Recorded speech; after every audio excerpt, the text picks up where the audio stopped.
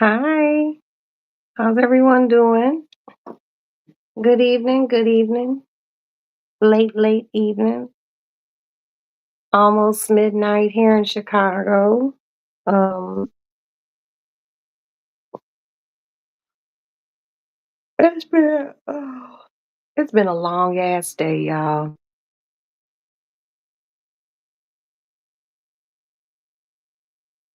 A really long ass day. It's been a good day though.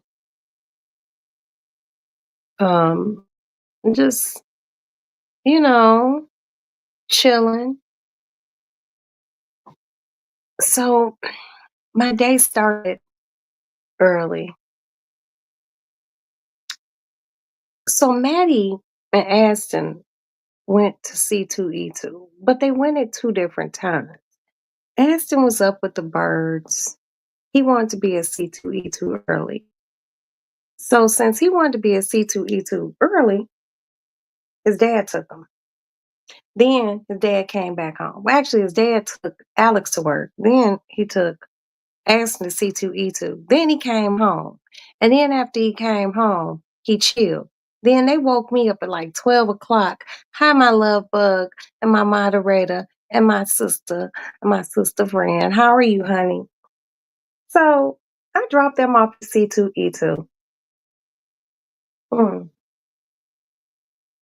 And I came home. And well, before I came home, I stopped at PetSmart and I had to get some chinchilla dust. So I went and got the chinchillas some dust. And I came home. I gave the chinchillas they dust so they could take a bath. I'm doing okay, girl. I really ain't got no complaints. I got like maybe two complaints, but they're minuscule. So I come home and I chill and I'm laying in bed watching Law and Order. And I had my arm up like this and I caught it with my underarm. So I was just like, oh yeah, it's time. So I get in the shower. I'm doing like a leg shave, a arm shave, because I shave all the hair off my body, but I get my underarms and my lady regions waxed. So I'm shaving all the hair off my body. I exfoliate. I'm feeling real good. I get out the shower. I'm chilling. And I'm like having a cup of coffee. And then the kid, they call and they say, hey, we're ready to come home. So I'm like, all right. So I get dressed and I go and pick them up. We stop at McDonald's because they didn't eat at C2E2. And I brought everyone home and then everyone got in bed. Hi, my pixie. Hi, my beautiful fairy. So everyone came home and everyone just chilling. And I'm chilling. So, I order shit. I buy things. And I bought something called hair perfume. There has to be a mistake, you all. It has to be a mistake. And I'm going to tell you where I think the mistake comes in. Hi, Nick, my baby. Queen Nick. Hi, sweetie pie. Hi. I hope you have a fabulous weekend, my dear. So, when I was leaving to take Jay and Maddie to C2E2, there was a little box downstairs about this big. I'm like, okay, and had my name on it. So I knew that it was mine. So I didn't bring it back in the house. I just put it in the car. So when I got home, chilled, had my coffee, 12 o'clock. And that's about usually the time I get up. So I get up, I leave, I come back, and I see my package. And it is something called Kitsha. I think I'm pronouncing it right. It is a hair perfume. Now, when I initially ordered this, I thought it was going to come in a bottle about this big. I had to, it says sample. I swear before God, y'all, I did not order a sample. I have to go back in my order and look. All my neighbors are outside. They live over here. They mama and daddy ain't home. Cause if they mama and daddy was home, they wouldn't be acting like this. What I think is the mama and daddy went back to Germany to take the grandmother back to Germany, or they went somewhere, but they gone. Cause these motherfuckers outside bouncing basketballs. These white kids, they turned up. But I ain't calling the police on them because I like them and they always nice to me. But anyway, so what I thought I ordered, I didn't get. This is what I received.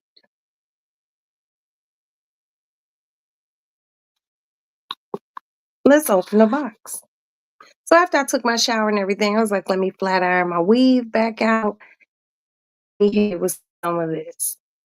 That's when I opened the box and discovered these motherfuckers only this big.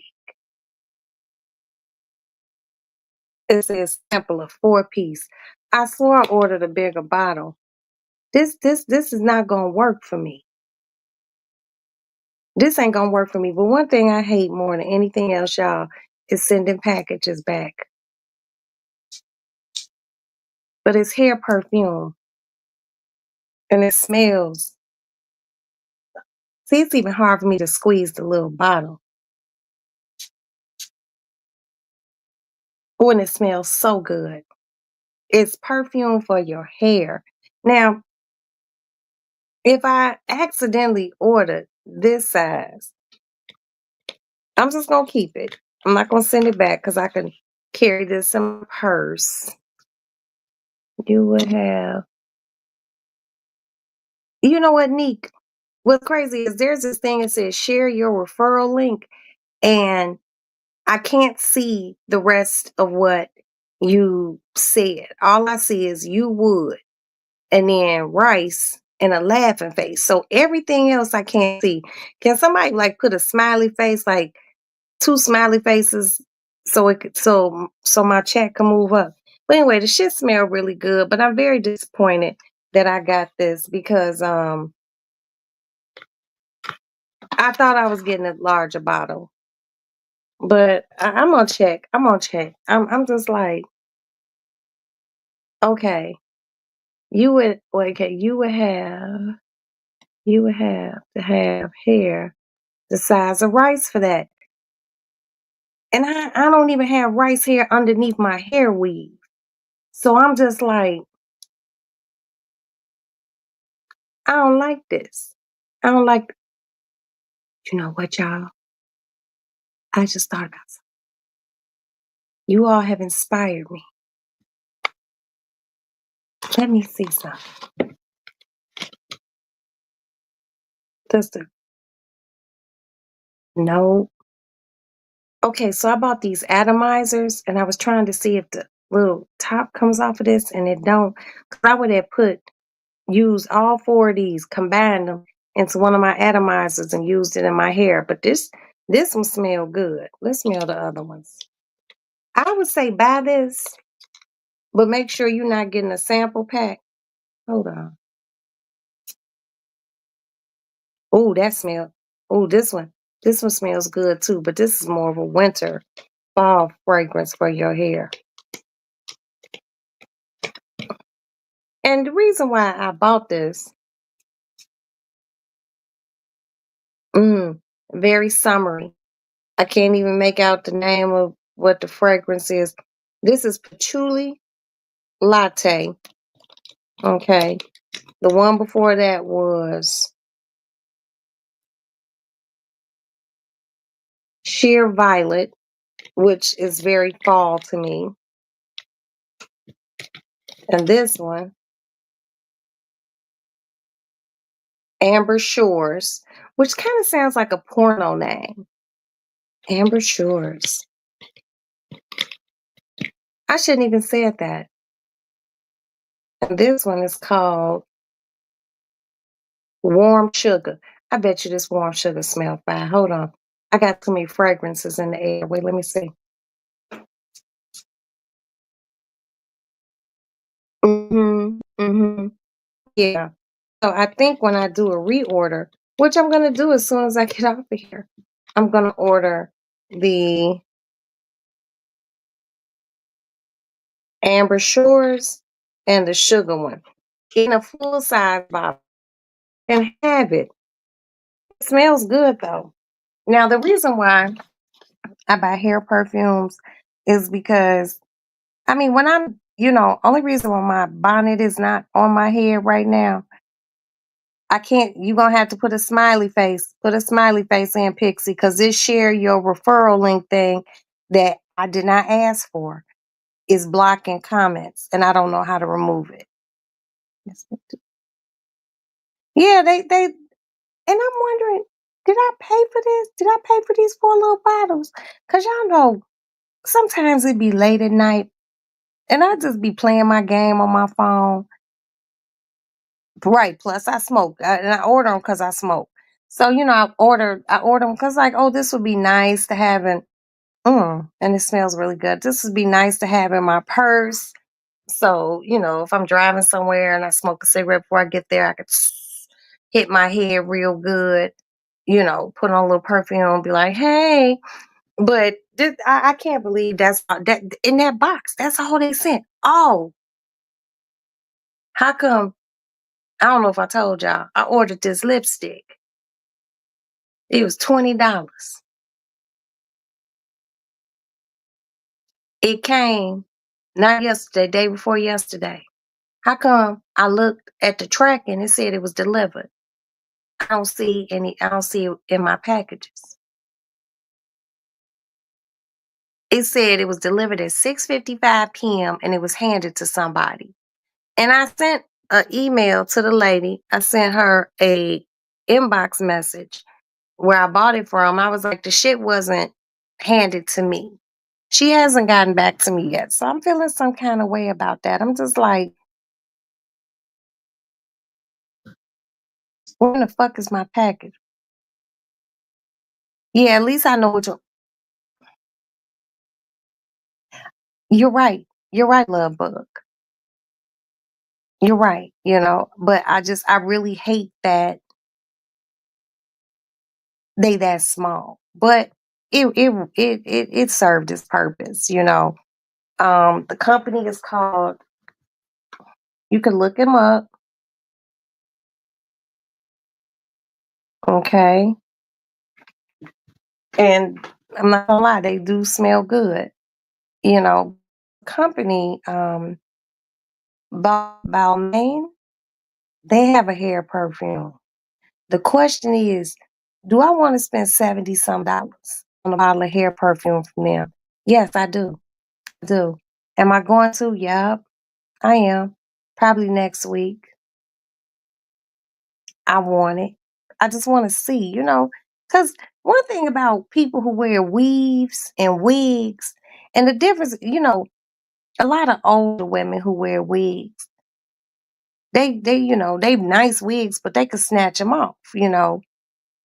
A lot of people get their wigs sewn down and shit.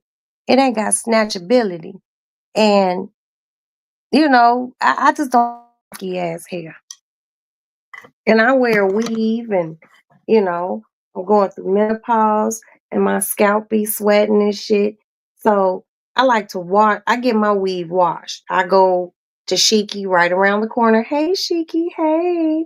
And she will wash my weave and she'll retighten it and curl it or flat iron or whatever I want. But um, I'm going straight right now. So it is what it is. But, usually when I'm at home, I have on a bonnet, a scarf and a bonnet. So my hair really isn't exposed to a lot of cigarette smoke. Maybe a little sweat, but I've learned things to do to make sure my hair doesn't stink. Cause that sour smell, that ain't cute. That ain't cute. I remember one of my friends, it was a long time ago. She had braids, and I remember when she got my car, I smelled her braids, and I was just like, "What i what is that smell?" It was that bitch braids, and I remember I was like, "Girl, you could smell her perfume, but you could smell her braids," and I was just like, "I Is that your braids?" And she's like, "Yeah, they my braids," and I was just like, "No, your braids smell sour." Ooh, there's someone in front of my house, y'all. Hold on.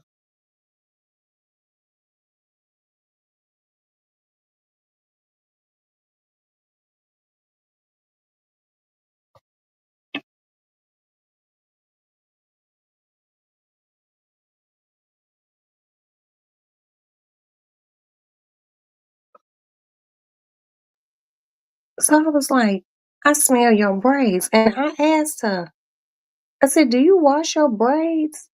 She said, "No." And I was really confused because I didn't understand how, and this is when chicks was really wearing rocking micro braids, and I just didn't understand how you didn't wash those motherfuckers.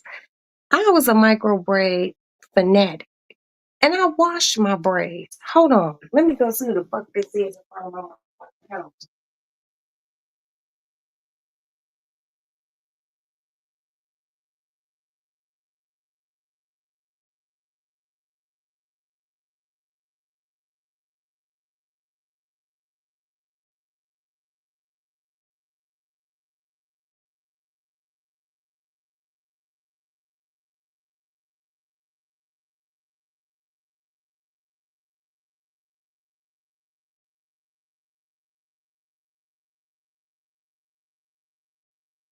All right, I'm back. Maddie said she was gonna be ordering some DoorDash, and I thought but she said she didn't order any. She said she just got something out the kitchen. So I don't know who this is, but they got their hazards on, so they too legit. They too legit. But I'm watching them.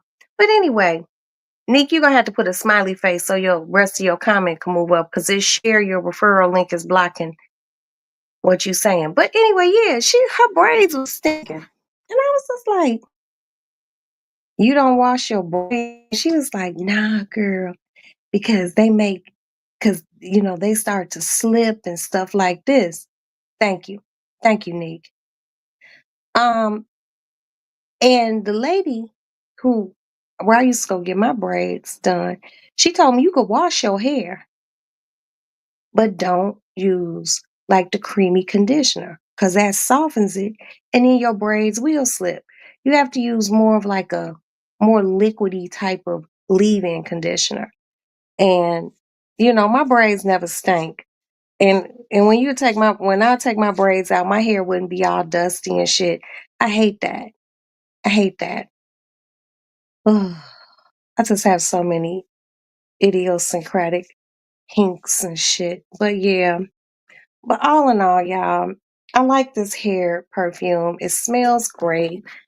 Um, but I need to get a bigger bottle. I'm gonna order two. Sunship soil. I can't see the rest of your I can't see the rest of your pardon me, your comments, Sunship. So you're gonna have to put like a smiley face. Okay, like Dunn says. Okay. They make shampoo for braids. Yeah, now they do, but back then they didn't make shampoo for braids. And this was a while back ago. You know what I mean? So, but I don't think that braid shampoo is probably any different than regular shampoo. Just wash your braids. I used to wash my braids, but what I would do, I would wash them, and then when I would get out of the shower, I would wring them real good and I would separate. I would put them like 6 bunches of braids in my hair, kind of loose, and I would let them dry naturally. You know what I mean? And they would smell good because I couldn't understand that sour head smell. Just strange to me.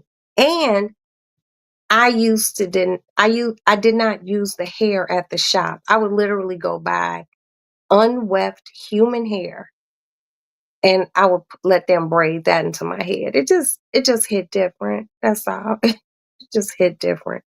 But and yes, welcome Sunship Soil. I love that name, by the way. Sunship Soil. I like that. But yeah, but it's officially Saturday. I'm not doing anything tomorrow but dropping my son off um to the C2E2. I told Maddie I would take her out for breakfast or late lunch or something. And then I'm just back in the house, chilling. I don't have anything planned. Um, I don't. Like I said, I'm just gonna take baby girl. We might do some painting tomorrow. Oh, my wrist. Might do some painting tomorrow, paint some pictures.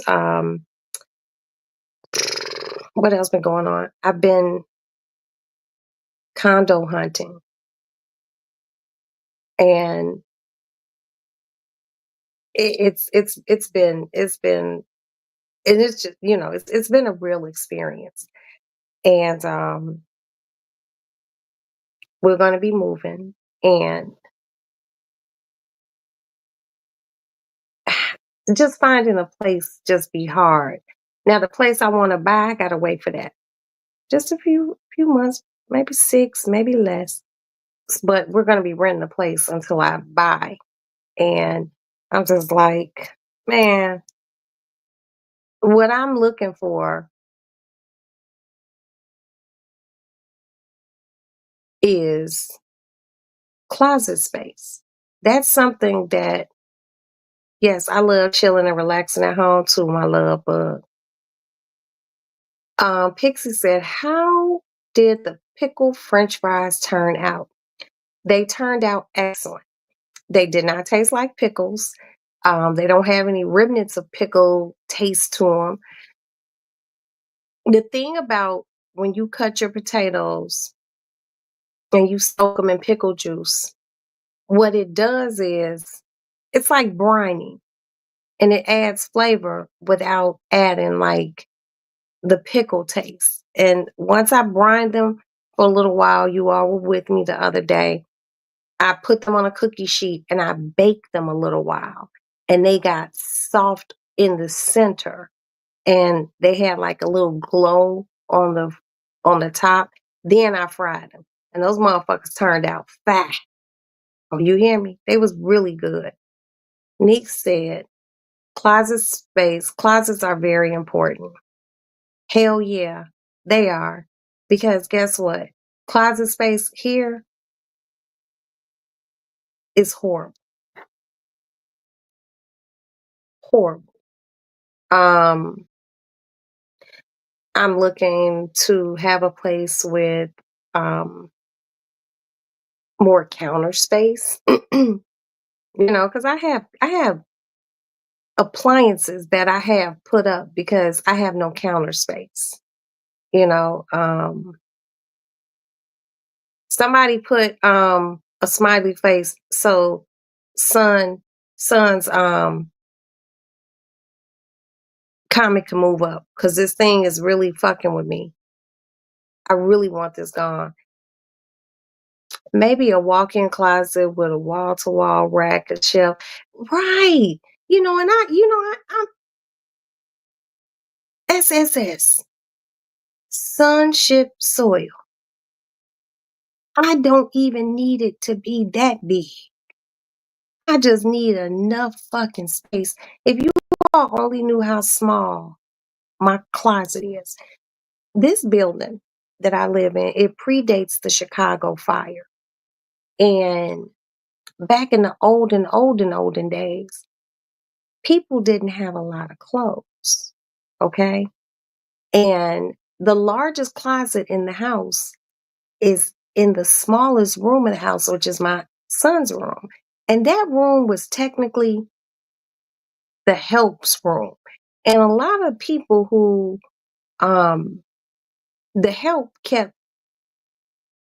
the people who they were, you know, helping, they kept their clothes back in their room. This closet is long. This closet is about as long as this room. This room is about eight. It's about 8 feet long. It's like an 8 foot closet, but that's not my closet. But it's also a really non-accessible closet. Here's the door, and there's just a long ass closet. We need more closet space. Um, and I need more counter space. So, I've been looking yesterday. Well, today is technically Saturday, but Thursday was a looking day. And I'm just like, look, if I gotta pay, we gotta pay $4,000 a month. I need everything. Okay? Everything. You know. So I might go I looked at a place, it had this, but it didn't have that. And I'm like, look, this shit is, is very temporary. But while I'm there, I need it to be how I want it to be. This place kind of grew on me, but anywhere where I am with my husband and my children is home. But the closet space here is horrible. It's like literally atrocious. It's the worst thing ever. But I'm working through it. I'm working through it. I think next week I'll probably, go do some looking at some more places and stuff like that. Moving does suck.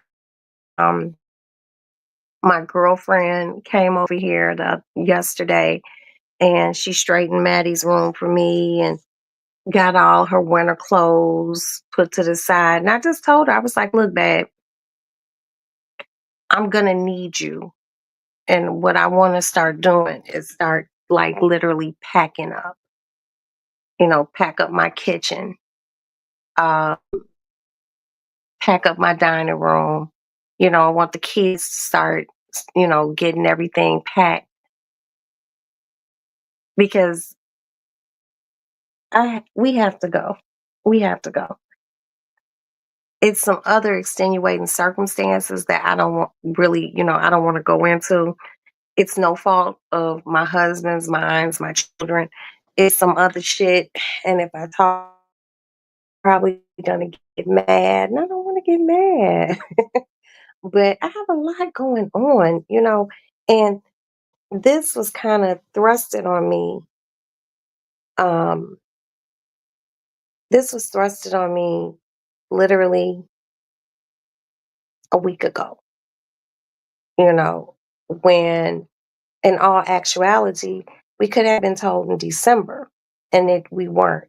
So I hate finding out shit later on down the line.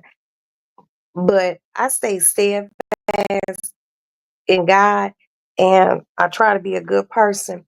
But I promise you, I promise you, I promise you, you will reap what you sow when you fuck over good people. It's not even fuck over, just play games. I don't like nobody playing with me. Cause I don't play with people.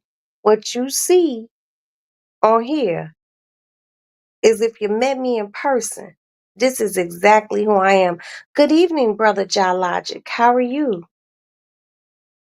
Start little by little. Throw out unnecessary stuff. That's what my husband was saying. You know, um,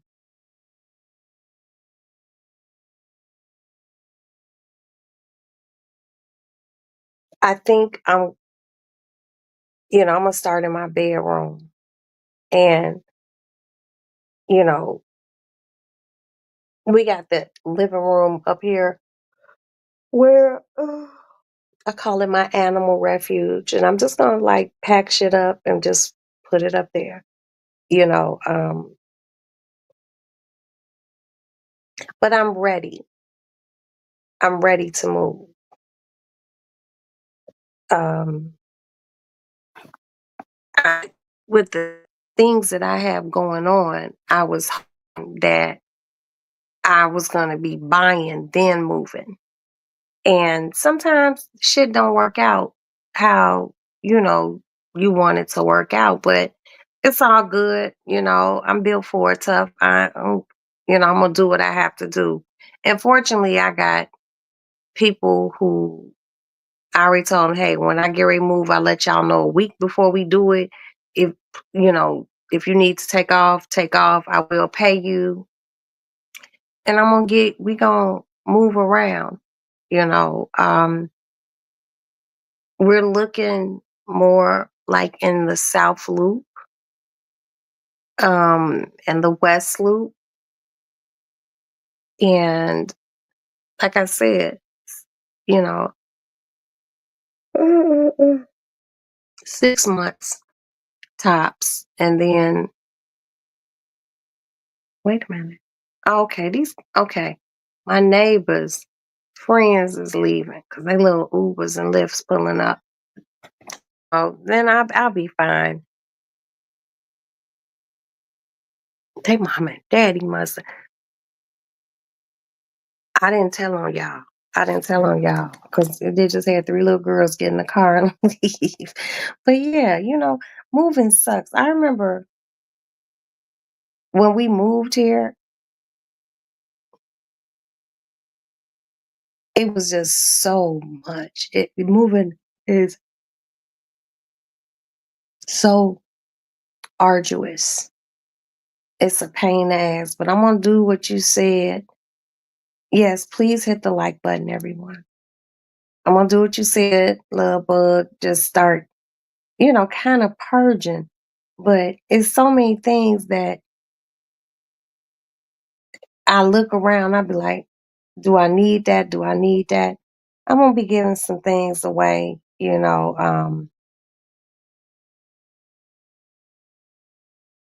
I hate moving. And then we have to move just to move again, you know. But I have a lot of people who are supporting me, and I was really mad the other day when all of this transpired. I told Princess, House of the Princess, I called her and I was upset. And I talked to Val about it. And I was just like, this is crazy. You know, I'm not going to go into it, but just, it's like somebody playing with me and my husband, and I know what it is. And I don't like when motherfucker play with me. I really don't. And I feel like I have grown as a person because I know everything I need to know and I haven't unleashed it yet. But when I unleash it on a person, I'm gonna do it cute and I'm gonna do it very professionally. Just know, I know. Nah, Pixie, this one I ain't gonna use. I'm gonna use my people. The next move, I'm gonna use movers. And guess what? Most of the stuff that we are taking with us now probably won't even go to the other place. Everything gonna be probably brand new. Literally, because I want to give a lot of my stuff to my other son because I'm getting him a place when he moves here and he gonna need furniture. I'm only taking a few pieces of stuff from here when we move, not from here, but whatever I take here, whatever I take from here is going to the other place. And then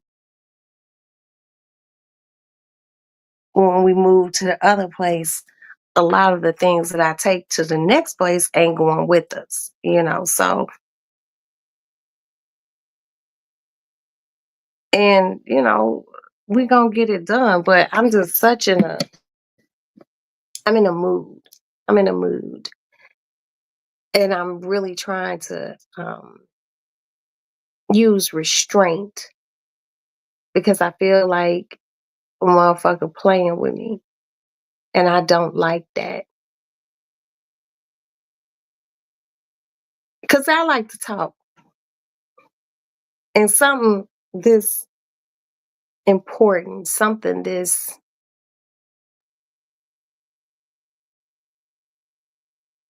important. Once again, important, important. I'm gonna have to discuss it with this person face to face, and I don't know how they're gonna take what I'm gonna say, which I'm gonna say very politely, with a lot of depth, a lot of feeling, and I'm gonna tell them what you said ain't what's going on. This was going on, and then they probably gonna be like, "But no, see, nah, the same way you think you can find out shit, I can find out shit too." And this is what it is. And all I'm gonna say is when if you knew this is what you were gonna do, why didn't you tell us back then so we could have made better preparations for what we had to do for our family? Don't fucking play with me. That's all I'm saying. And I feel like it's some tomfoolery going on. It's not even I think it is. But I'm just gonna let it play out. Sometimes you gotta give a person just enough rope to hang theyself. You don't have to do shit. And I'm a giving you enough rope, giving motherfucker. I can't stand. I mean, but we didn't want to live here forever anyway. This wasn't a forever place anyway. I didn't want to live here anyway forever. But to feel like we're almost rushed. But it's all good. It's all good. People just be doing too much. I be like, what the fuck is wrong with people?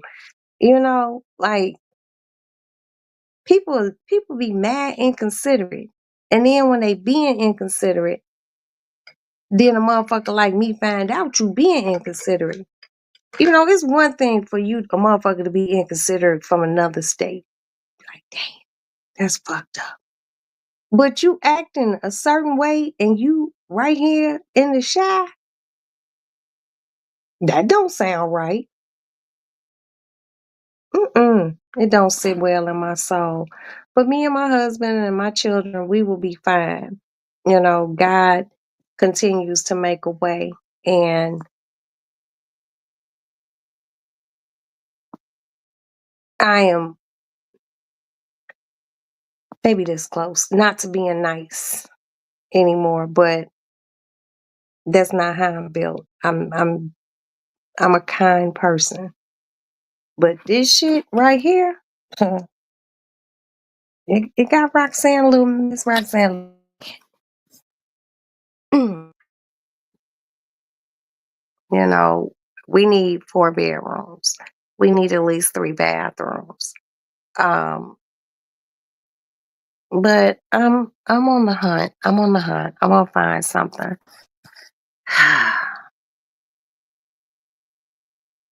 It's just a pain in the ass, packing up shit, boxes for cleaning. But I pretty much got that done because I always kept my cleaning stuff really in containers and stuff like that. It's just the principality of the shit. It's so many people who just don't deal off a fucking principle.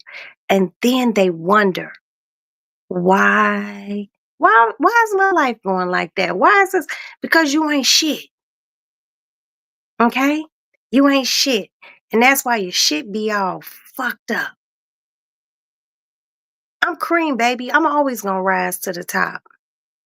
Okay? Motherfucker. But other than that, I'm okay. I'm okay. I watched Power tonight, Raising Canaan. I don't know if you all watch it or not. But Unique has popped back up. He's been back, but now Rock done seen him. And he's so fine. Joey Badass, so fine. He's so New York. Just so New York. Um, Can't wait till next week. You watched it. I was like, ah. And Unique, all those scars done healed up on his face. He went and got a good cut up, a good shave. You watching it. Put a smiley face, somebody down there. So Neek's comment can move up. Please. Hold on. Can I do something? Let me see some. Okay, let me put some. Okay. Damn. Okay. Okay. I'm watching now. I was just gonna ask you about power. Girl. Mm. It's too much going on. I don't even want to tell you because you watching now, and I don't want you to be like, that bitch told me to end it. Girl, all I can say is the guy who plays Unique, Joey Badass, he chocolate fine. He giving me late 80s, early 90s vibes on that show.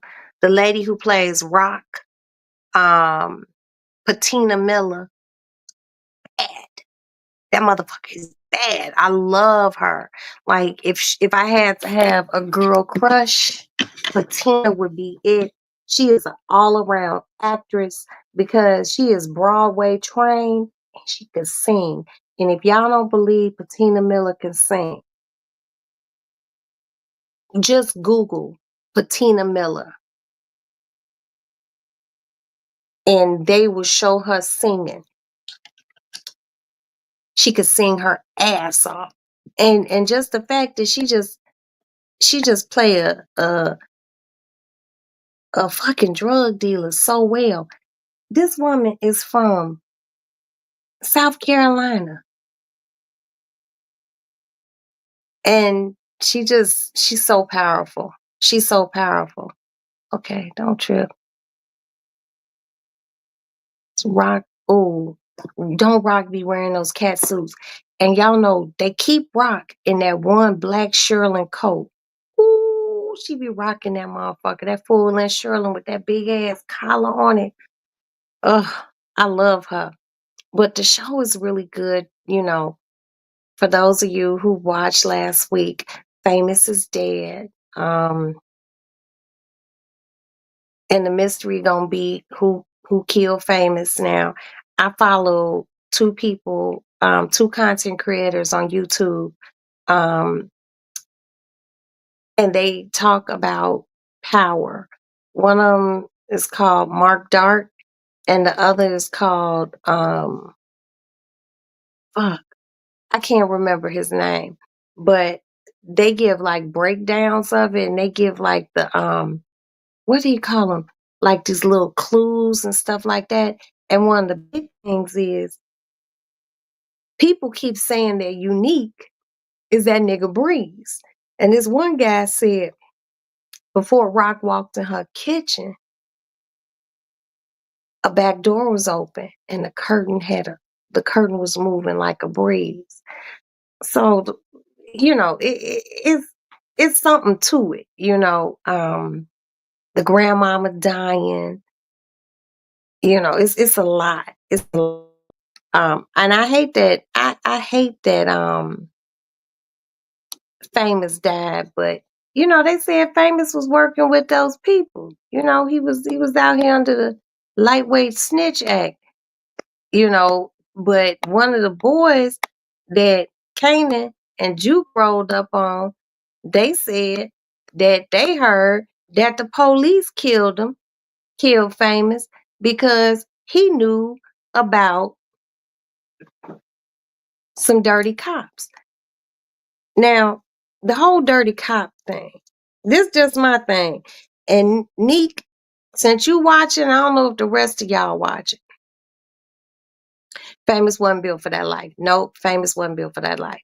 But I'm gonna tell y'all this, and I need y'all to hear me out. Now, Neek, you know that black captain who was talking to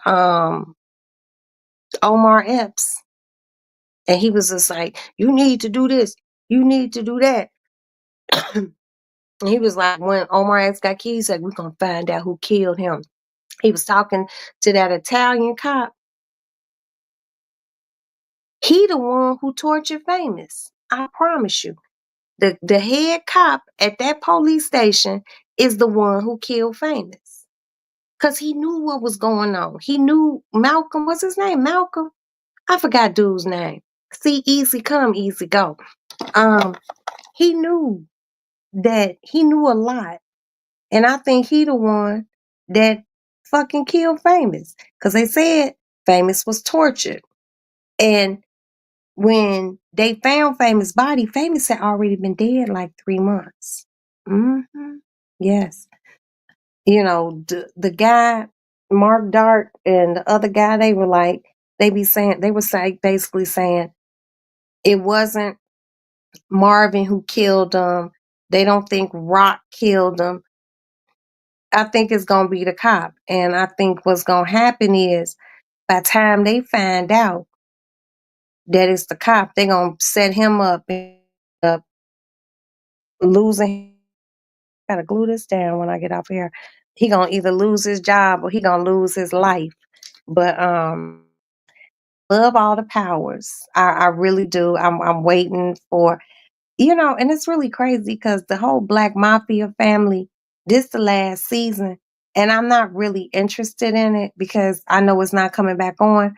I'm waiting to see the spinoff of Power Force, the one with Tommy. They were filming in Chicago. And when it wrapped here, that was the last season here.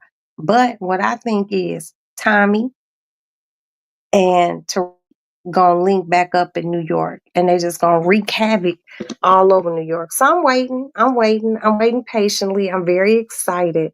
So yeah, that's basically what I be on Friday nights, the shit used to come on Sunday, and something happened. I don't know. It ain't none of my business. As long as that shit still come on, I just be like, as soon as it come on, I be like, I just have to chill. I don't be wanting nobody to bother me. Oops, I don't want nobody to bother me, and it's kind of crazy because I got my husband watching it, and it just be they gonna collab, yeah. That's what you think too, girl, and it's gonna be so good. Cause I love Tommy, but this last season in Chicago, of course, they're gonna tear Chicago the fuck up and Tommy gonna bounce. Um, the writers on the show be really good, but it's just like how Power, the one with Tyreek ended, I knew that more gotta you just can't show that. You just can't end no show like that. And people just be like, I'm gonna rewatch with the hubby because he fell asleep tonight. Yeah, it's good. It's good. It's good. Oh, they call them Easter eggs. And I'm still like, I guess Easter eggs are like the little clues and shit. But it was good. It was good. So tomorrow I'll probably rewatch it again. I might rewatch it when I get off of here and shit, eat me some fruit or something and just chill out. But that's my Friday show. I just like being in my house and watching it, drinking some coffee and chilling and whatnot. So yeah, I'm a little excited.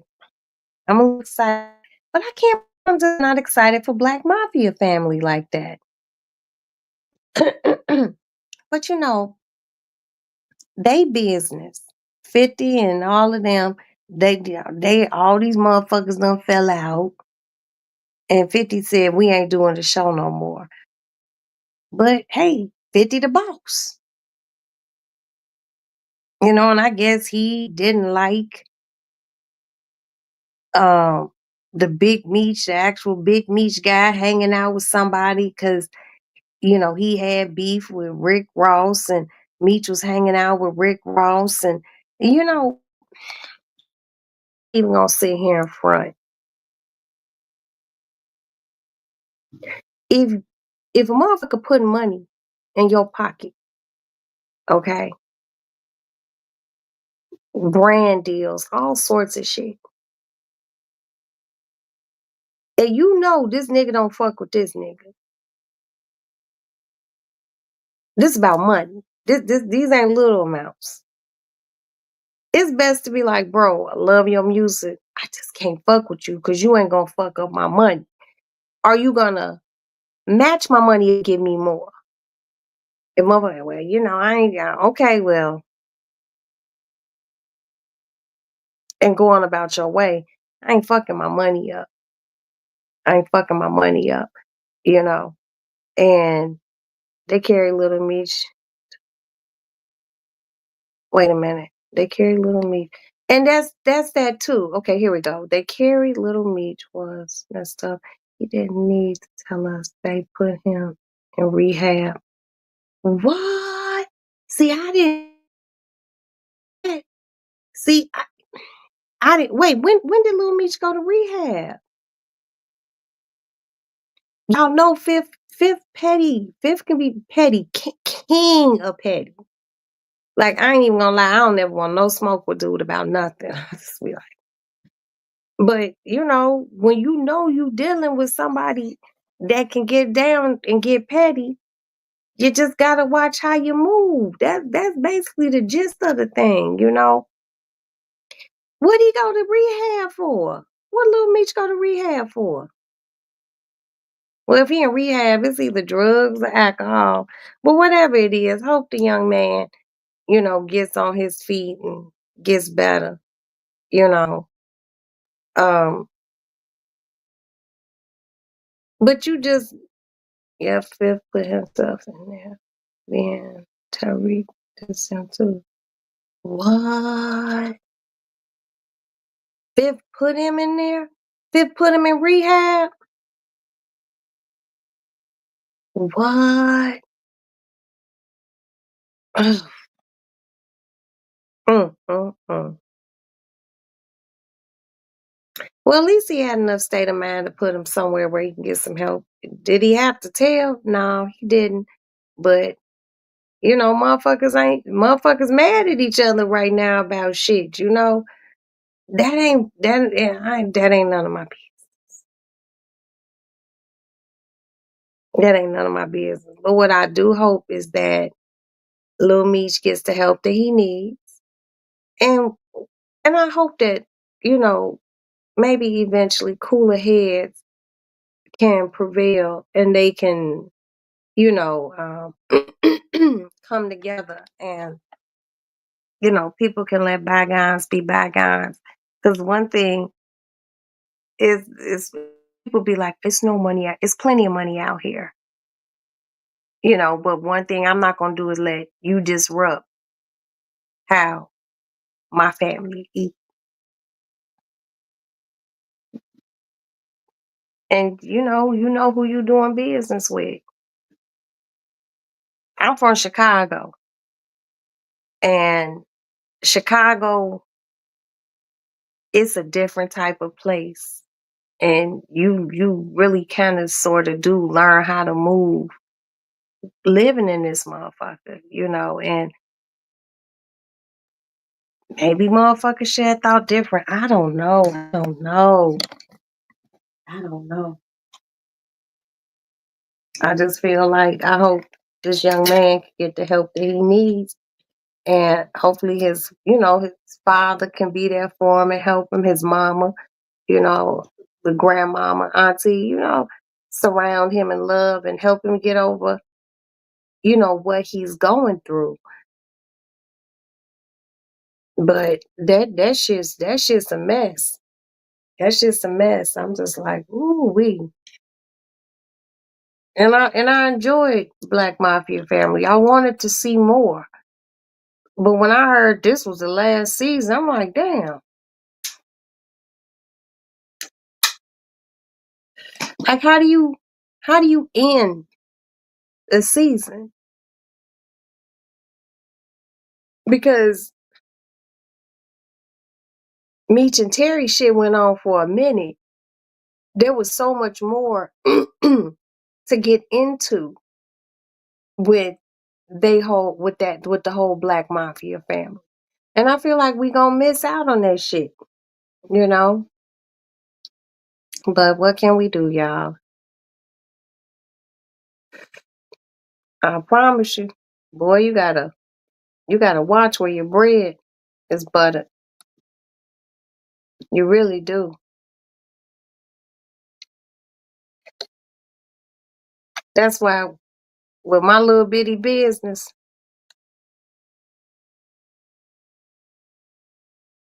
I try, you know, I have a little business and I have people that help me with things, but I don't consider myself the boss. You know, you got to know how to move around people, and you have to, most of all, you have to know how to treat people. But then there's also, there needs to be an air of loyalty. And when it's that much money changing hands, that's the type of money that can create generational wealth legally. Legally. Mm-mm. I'm not. I'm not fucking up my shit. No way, no how. But they'll work it out. Those grown ass men, they'll figure it out. I got my own shit to figure out and worry about. But damn,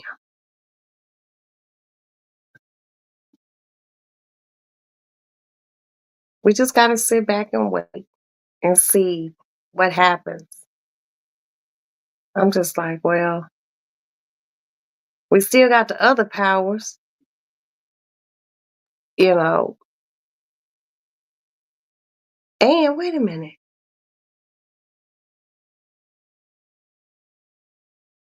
So that's raising Canaan. No, Power Force. And the one with Tyreek, which I just call like spinoff of original Power. That can't just end like that. It just can't. It leaves too much up in the air. But someone told me the reason why they took the Tyreek one off was because they clothes budget. Hi, Stormy. Hi, baby. They said the clothes budget was so high.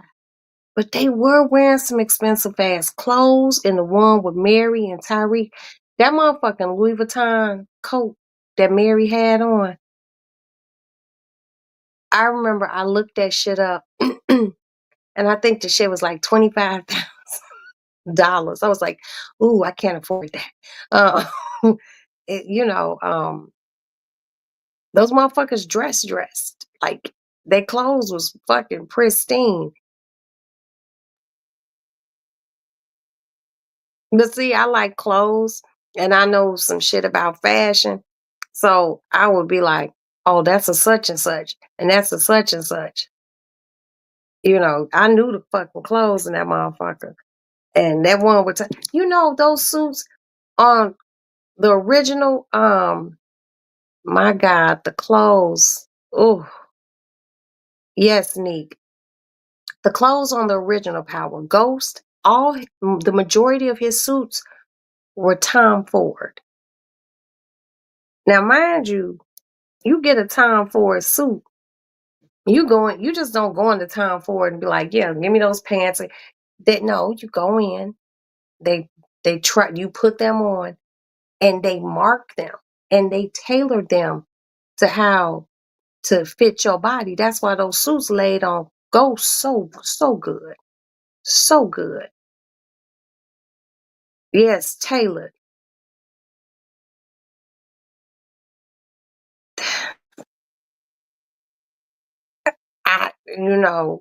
Those suits. And each one of those suits that Ghost wore, probably about $5,000. And that's just for the jacket and the pants. We're not talking about the fact that he wore shirts, the dress shirts, ties, you know, the shoes he wore. So he was probably outfitted with somewhere close to $10,000 in clothes, not to mention jewelry.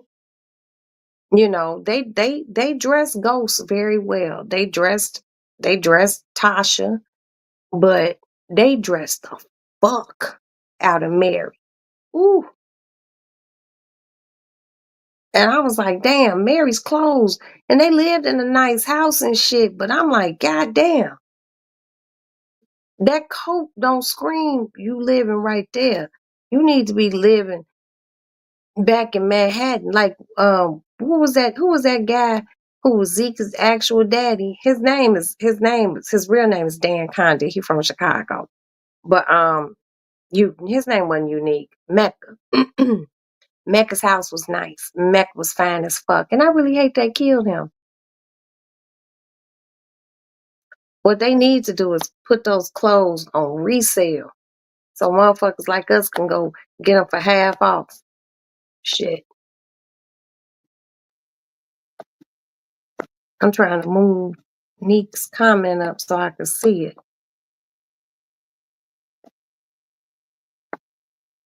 I would love to style them. I love shopping on other people's girl. But you know what, Neek? I ain't even gonna lie. I don't even think I couldn't style nobody.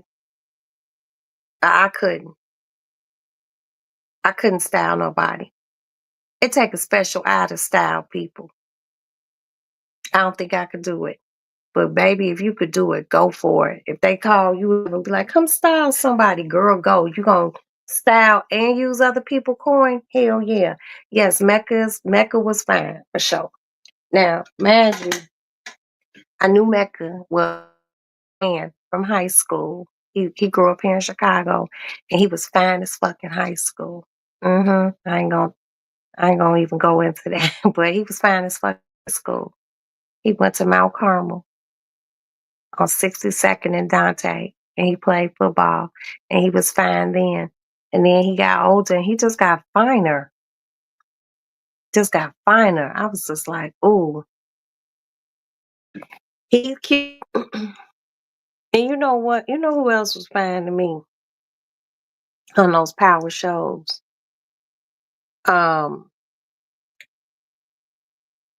what was that? What was Monet's son's name? Not Zeke, not Drew. Damn, I forgot his name. He was the bad one. He is fine as fuck. He the one who like Effie. He was just so sexy, very sexy. But Kane, ooh, he was fine. He was fine. Just dark and cute, and But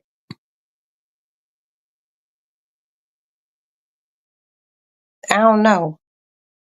I thought Tommy was kind of cute. Tommy would have been like the type of white boy I would want to date, but like the Tommy dude, not like who he really is, but dude from Chicago.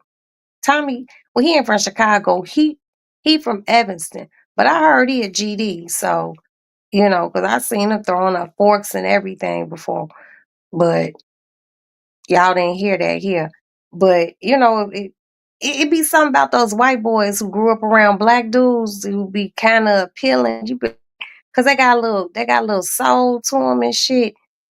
But Tommy was cute. Tommy was cute. But Kane, not Kane, and Mech was just fine as fuck to me. Really handsome. Somebody's like, "What about Poppy?" I was like, "No, no." And on Power Force, the guy who played what's his name? Power Force. He was on the one with Tommy. The daddy. I like the daddy. I really like the daddy. I like just he is gray hair, powerful, and they lived up on the North Shore. Vanilla chocolate.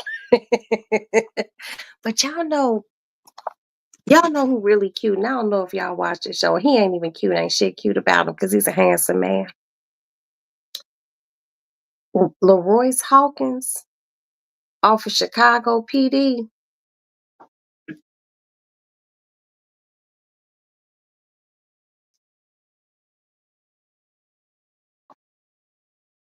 Leroyce Hawkins is fine. If you don't know who Leroyce Hawkins is, Google Leroyce Hawkins. That motherfucker fine. And he a cute. And he a cute. Like, what? Have not met him. And he be right here in Chicago. He from this motherfucker. He be heavy in the streets in Chicago. I ain't never met him. But my sister said she seen him because, she be out, and she said, I was like, well, how's he look in person? She said he's good looking. She said he a tall man. Tall and just very manly, because I just never really trusted short men. I'm 5'2". So even if you 5'5", that's always just been, I ain't never liked no short ass men. Because I don't feel like you could protect me. And then short men be having problems. They overcompensate. I don't know. I've always liked taller men. You know, if I can see up, like if I got to do this to look up at you, you're taller than me. I like you. But no, Leroyce Hawkins is fine. He's fine. He's fine. And y'all know who else I like, and I know y'all probably gonna be like, ew. That Jonathan Majors guy, he's sexy to me. He really is. I seen a picture of him. He was butt naked, but he ran to the side. His body was all like pew, pew, pew, pew, cut. I was like, ooh. But my favorite is Idris Elba. I don't give a fuck what nobody say. That's a handsome Englishman. You Googled him. Yes, he fine. He fine. But no, Idris Elba is just, he English fine. And see, a lot of sisters, if you single, I'm just putting it out there, okay? If you single and you got a passport, go to England. It's some fine ass black men in England. I ain't even gonna lie to you. If you ain't never been to New York, it's some fine ass black men in New York. But England got that, they got that tea carpet nigga. You know what I mean? They edge, but they still English. But Idris Elba's fucking fine as frog hair to me. I've always liked Idris Elba. And that accent, yes, that accent. That motherfucker tell you have a jolly day. Short men love me. I used to hate that. Love short woman. Hubby is tall. Are you tall, Neek? Are you tall? Because, I mean, oh, those kids is, you tall? Okay, I'm only 5'2". I'm short. I'm a short little woman. But, and you know what I heard? They Idris Elba said that he used to work up at Bad Boy and he sold weed up at Bad Boy. I was like, I never seen that nigga at Bad Boy, but that wasn't none but God, okay? I didn't need to see him. But Idris Elba's always been very attracted to me. Attractive. I said attracted. He that too. But I've just always been one of those people. And there's someone that I'd be like, oh my God, he's so fine. And me and Val be talking, and Val's like, girl, shut up. And I'd be like the guy who played Amistad, Jaren Hunsu, I liked him. I thought he was handsome. And then in the movie Amistad, hi, wait, what? How are you, baby? In the movie Amistad, Jira Hunsu was naked. They were doing something where they were butt naked. They were like lit a fire and they was dancing around a fire. And he was like, Bujo, Bujo. He was saying something. I don't know, because it was like some sort of native African tongue. But he got butt naked. And Jira Hunsu was working with a lot of meat. Hi, on one. Hi, baby. And they showed Jira Hunsu's man parts. I was like, he got a mandingo going on down that motherfucker. But yeah, I like Jira Hunsu. And I used to like Michael Ealy. I used to like Michael Ealy. But then that Mustafa guy came along, that Aaron dude. And I don't know what it is about him. He looked like a cat to me. And y'all know I love cats. So he'd be like a cat daddy type of motherfucker. He fine. He fine. He fine. Who do y'all like? Who do y'all think is attractive? Like, I'm not going to say, who do y'all think is attractive? You know, my taste runs the gamut. Where can I watch this? I'm trying to see some. I know that's right. It's the movie Amistad. You know where he goes, set them free, set us free. Baby, I'm telling you, you gotta go mid-movie, almost to the end. It's middle end. You like Mike. Mike who? Who Mike? Mike who? You gotta give me a last name with this Mr. Mike. And you go to the middle end of the movie of Amistad, and he get naked, and you see his dingaling, and it's hanging low. It's hanging low. I'm still in lust with Ghost. Only that character. His swag. Yes, Ghost swag was really, because I feel like if I met him in real life, I wouldn't like him like that. I would need him to come off as Ghost, because that shit was sexy. Michael Ealy. Oh, I just used to love me some good old yellow Michael Ealy. I liked him. I liked him. I liked it in him. Yeah, okay. Well, you just said Mike, because you could be a Michael Jordan. Now, I used to back in the days. I had a lightweight crush on Michael Jordan, but everyone liked Michael Jordan. But Michael Ealy was fine. You like Tommy? Okay, yeah, Tommy's something special. But I don't think the guy who plays Ghost, I don't think he's really tall. And y'all know he got a twin brother. That's crazy. There's two of those motherfuckers walking around in the world. There's two of them. But who else is fine? You know who was fine when he was younger and got finer when he was older? Method Man. Meth was fine then, meth fine now. Maurice Chestnut, he's a handsome guy. Like, he's handsome. But I don't know why I never liked him like that. You know what I mean? He was just handsome. I don't know why. He just never. Y'all know who I liked? Tay Diggs. He's just my type of dude. Lorenz Tate. Lorenz Tate from Chicago. Lorenz is not a very tall dude, and neither is his brother, but they real mad, cool dudes. They from the West Side. Um, you said his teeth? Somebody got to put something there. His teeth is everything. No, yes. Yes, Morris Chestnut's teeth. He had a smile that just light up a room.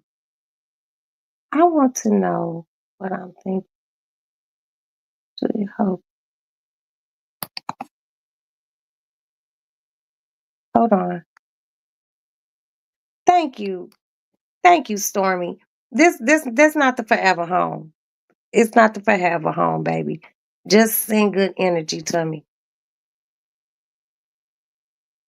Oh, you said Morris Chestnut smile makes you melt. I know that's right. You said my cousin looks like Morris Chestnut, but darker. What? That's too much chocolate. That's just too much chocolate. That's too much chocolate. Mm. Now that's nice. And Morris Chestnut, he was one of the darker dudes in Hollywood. But damn, now y'all know who I used to really like.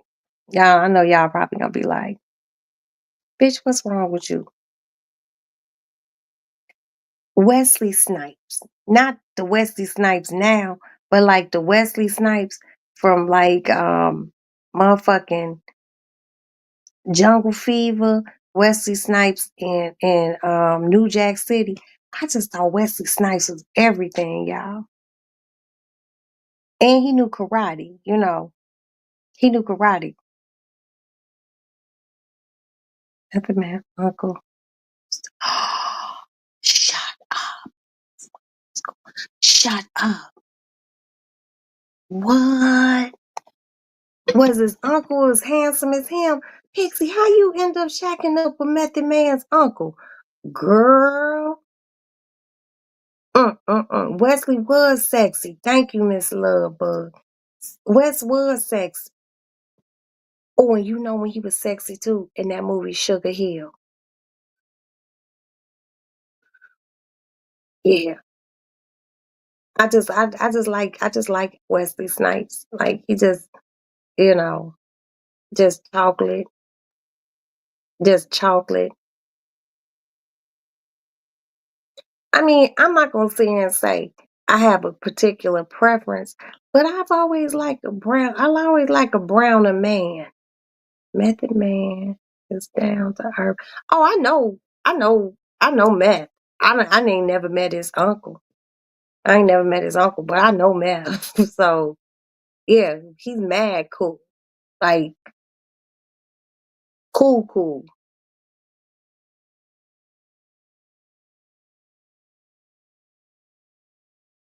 But who else is fine? Who else is fine?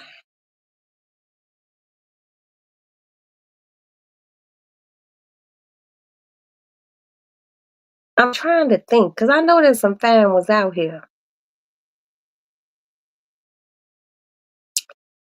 Shamar Moore and Diary of a Mad Black Woman. You know what's crazy? And it's really crazy that you said that, Miss Lovebug. Of- I remember me and my husband watching something, and I was just like, so many women like Shamar Moore. He was just never my type. I don't know why. So I see Wait, what's there? Aquaman. Jason Momoa, fine. That's a fine Polynesian motherfucker. I didn't even know nigga was Polynesian. You know, Blair Underwood. I think Blair Underwood is very handsome and he's a good actor. I just seen this movie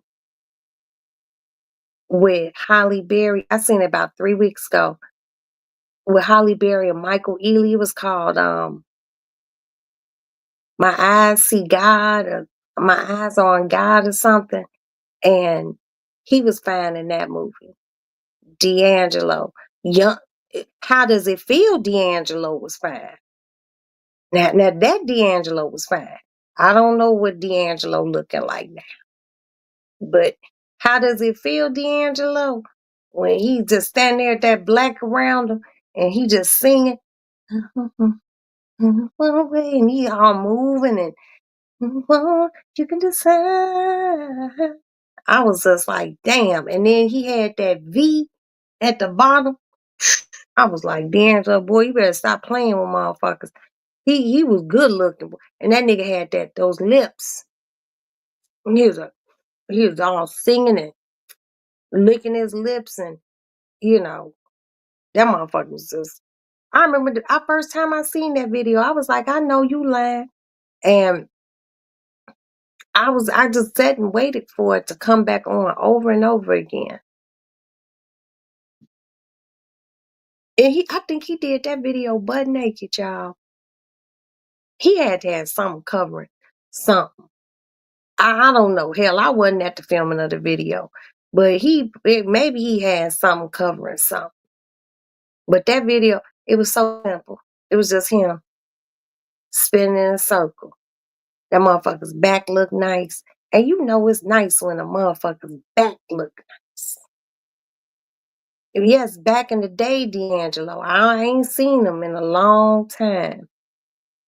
But in that video,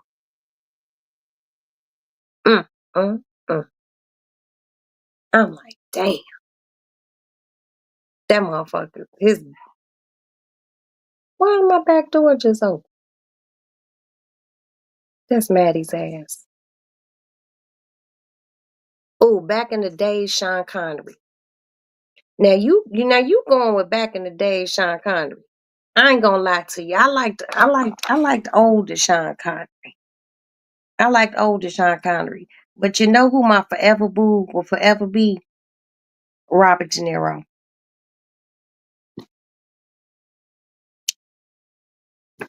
That's it. That's all. And Princess knows the story. Val knows the story. I met Robert De Niro a long, long time ago, and they were filming something in Chicago, and I was like in my late teens, and I met him downtown Chicago, and I'm not even gonna go into the story, but I will always have an infinity for Robert De Niro. And then when I moved to Chicago, New York, I ate at his restaurant in Tribeca. So yeah, I love Robert De Niro. Brad Pitt, let me tell you, when Brad Pitt was at his height, I mean his maximum fineness. That motherfucker was so fine in Thelma and Louise. Fine as fucking Thelma and Louise. And he was fine in Benjamin Button, and he was fine in Meet Joe Black. But Thelma and Louise, he was fresh, brand new Brad Pitt. That motherfucker looked like a cherub. He was good looking. But there's some good looking white boys out here. Bradley Cooper. Bradley Cooper's fine. And I love seeing him in Silver Linings Playbook. Um, and Robert De Niro's in that too. Just handsome. Bradley Cooper fine. What other? Christian Bale, the one who played Batman, fine. He fine. But I heard he got a temper on him. And I don't like no angry ass motherfucker. Um, and I like Javier Bardem. I think I done told y'all that before. Um, he played in like a Mission Impossible. He was in a movie Love in the Time of Cholera. He was the lead in No Country for Old Men. It's something about that heavy, like I seen him do an interview, heavy Spanish accent. He got a strong jaw. Oh, Paul Walker was fine. Paul Walker was fine. Ooh, when he was in Troy, I forgot that. Ooh, what? That motherfucker would look like a golden god in Troy. He was fine as fuck, Troy. He really was. And I hate he got shot. Now y'all know who else I liked, but like I didn't like him like that, but I might have liked him like that. Russell Crowe. When Russell Crowe was in Gladiator, and he got that gladiator haircut. Then every white man tried to get the same haircut. He was fine in Troy. Interview with a Vampire. Wait, somebody gotta put something in there to move it up a little. There's some fine white boys out here. Interview with a Vampire. He was cute, but he was a vampire. So they had all that makeup on them that make them look dead. You know, he looked a little dead. He looked without heart beating blood. Um, he wasn't cute in that to me. I like Troy. I like Troy Brad Pitt better because he was golden. Oh, that motherfucker was golden. Yep, the movie 300. That dude in the movie 300. I forgot his name. I forgot his name. Gerard Butler. Was that his name? I don't know. But that movie was good too. My favorite part was when he kicked dude down in that motherfucker tunnel, that big not tunnel, that pit. You know, cause I was just like, damn, dude coming here talking big shit. You know, he was just like talking real greasy and, you know, dude looked over his wife, and he looked over at the kids and the people of his village and shit. And his wife nodded her head, and that nigga, you know, said what he said, and it ended with, "This is Sparta." Kicked the shit out that motherfucker. Then they just start throwing all their asses off into the fucking pit. I was like, damn, you know. But that movie was real good. That movie was real good. Y'all know who fine? Damn. What is his name? What is his name? I'm gonna have to ask Maddie. He played Bane in Dark Knight Rises. Oh man, I can't remember his name. And he in a new movie that's coming out with it's him and somebody else. Fuck. What is his name, y'all? I don't remember. Mm, damn, I don't remember his name. And I know his name. You know how you motherfuckers name, but you just can't remember their name? Fuck.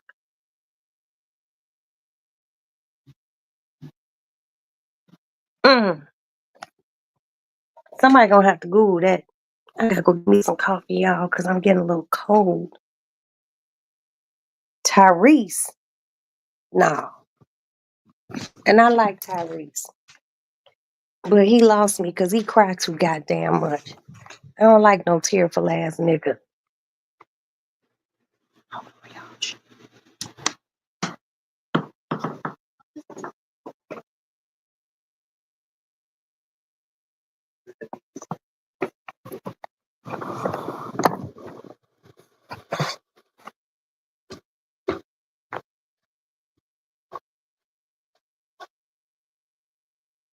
Maddie went out on the back porch.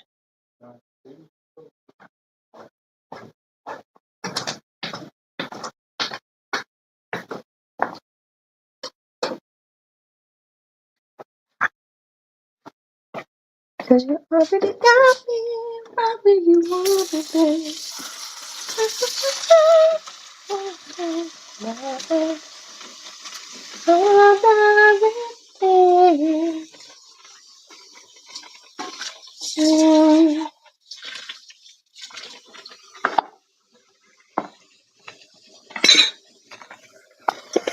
Damn, y'all. I can't believe Tyson Beckford.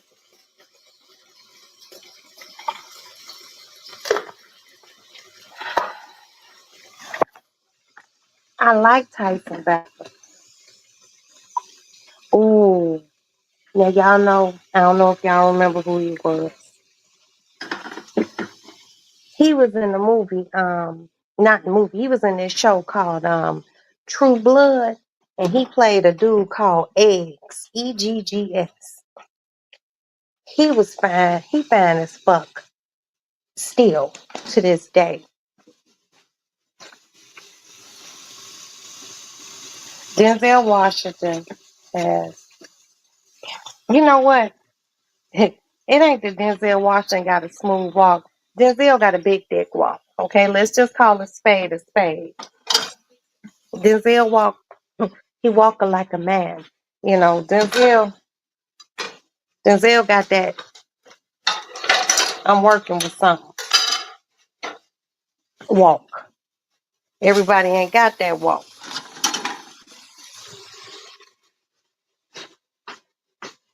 It's a It's a confident stride.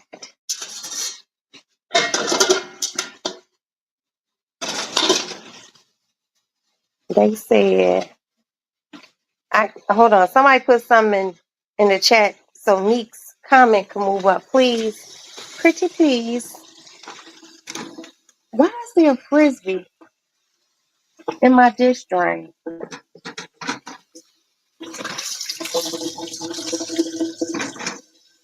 They said he was homeless. I would have to clean him up.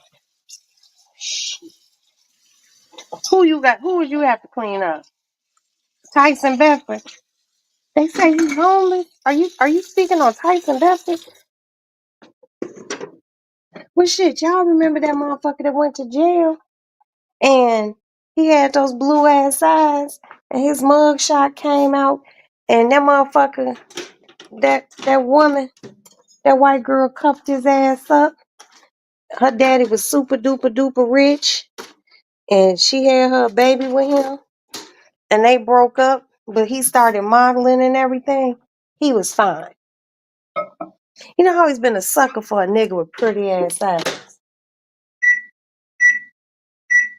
I'm just a sucker looking for some sugar. I'm just a sucker for a pretty face.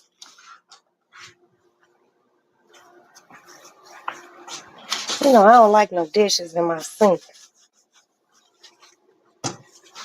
And how I leave my kitchen when I go to sleep is exactly how the fuck I like to see it when I wake up in the morning.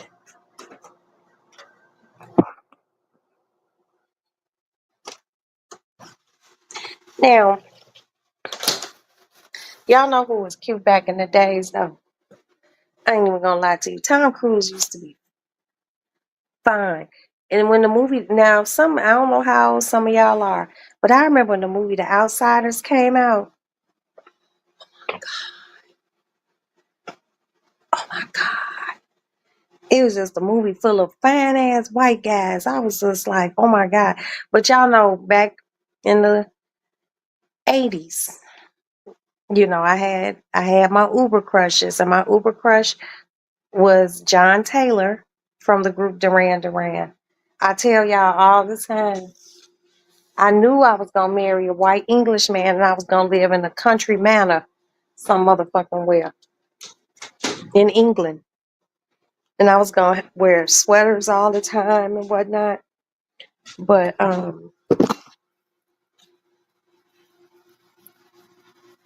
got on my nightgown and pajama pants and my robe.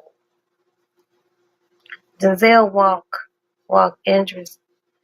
Idris got a confident walk. Idris got that confident big dick walk too. You can't tell me Idris Elba ain't got no big dick. First of all, he African. Okay? Now Miss Roxanne ain't never lied to y'all. I done been around the world and I. And I done slept with a few African men. And I ain't never met an African man who had a little dick. I'm just telling you the truth. Shit.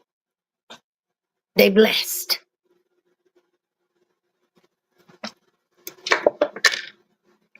If he African and he ain't got a little dick, then he must be really, really, really, really wealthy. Because I ain't never seen an African man with no little dick. Just blessed. Oh, my coffee bubbling.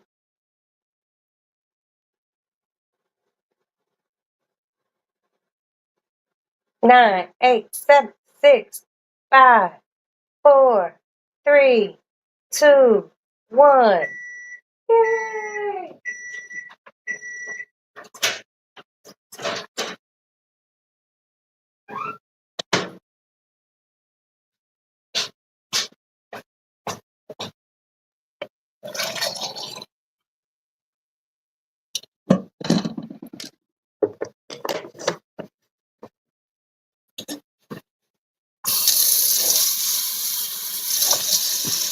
I'm just a sucker.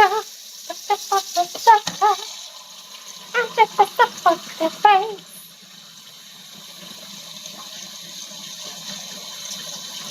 Hold on, y'all.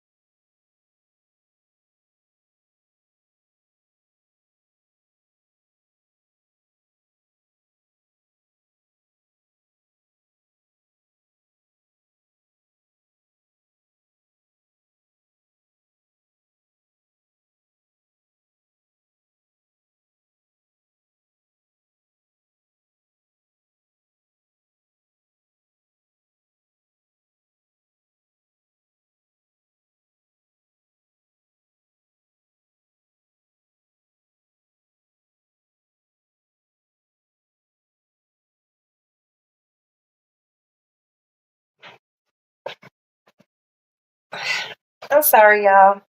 I had to go pee, wash my hands, and put my bonnet on.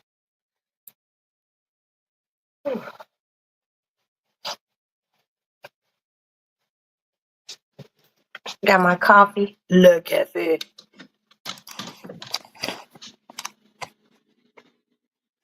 Back to the lady lounge with hot coffee in hand. Makai Pfeiffer. Makai Pfeiffer. He Makai Pfeiffer was cute, right? But I really like Makai Pfeiffer in Paid in Full.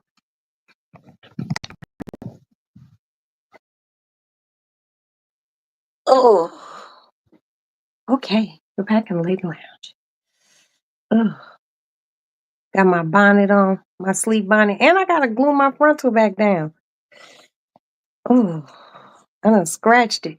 That's how I know when it's raising up. I'll respray this motherfucker tomorrow. I ain't even doing it because I ain't going nowhere tomorrow. I wonder where he's been. I loved him.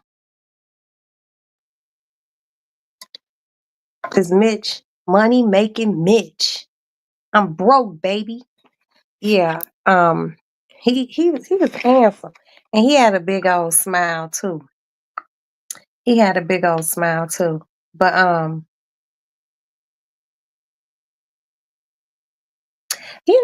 one of my good girlfriends, she live in New York. Her forever crush would be Alan Payne. Boy, she loved her some Alan Payne. And he was good looking. He was good looking. I just hated when Wesley had to kill him in in New Jack City, because he was sucking on that glass dick.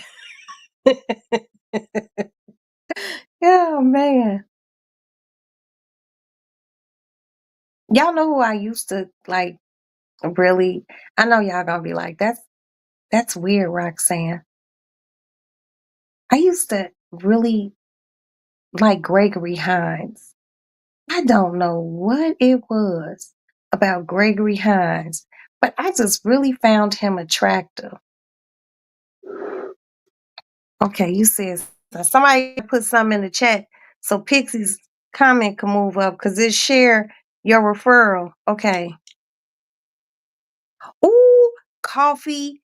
From Queen Sugar. He played Ralph Angel. Lord have mercy. Now that was a good. He's fine.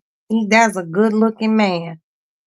That's a good looking man. That's a good looking man. Mm, mm, mm.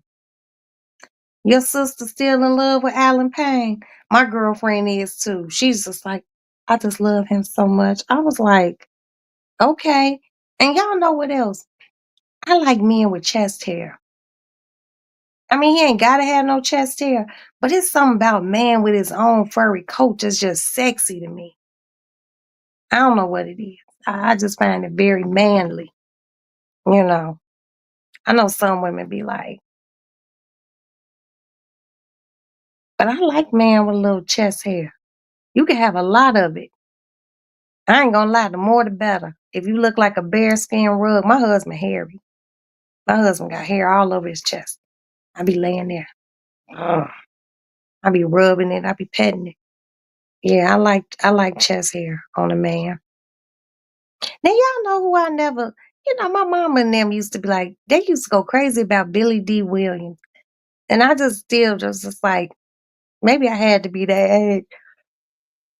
But I think about like if I was like back in my mama's age time, like who would I thought would have been like handsome?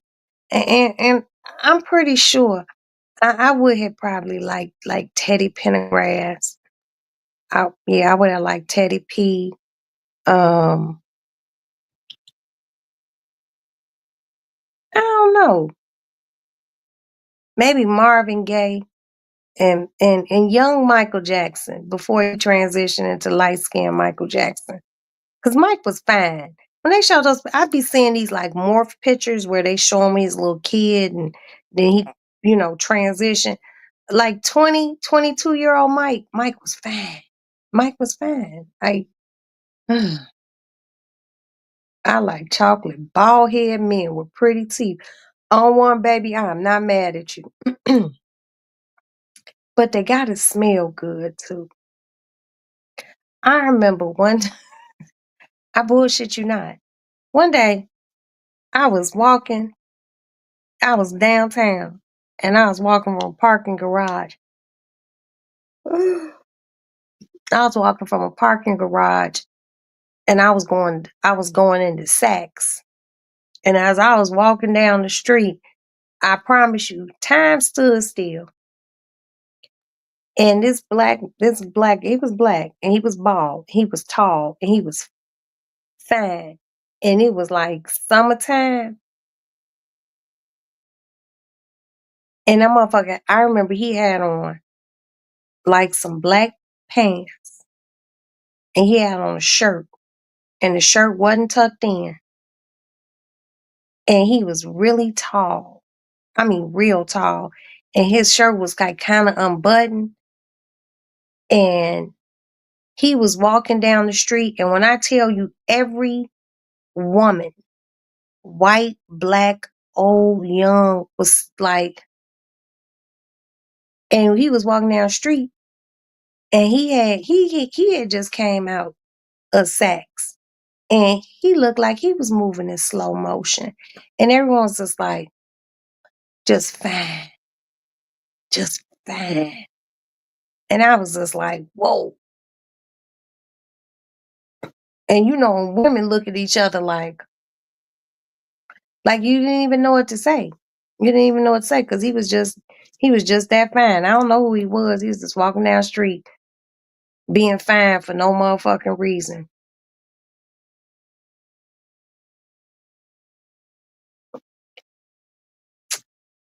See, Billy in Lady Sings Blues, he had that, he had that hair. I don't know. There's this one guy, I forgot his name. He's older now.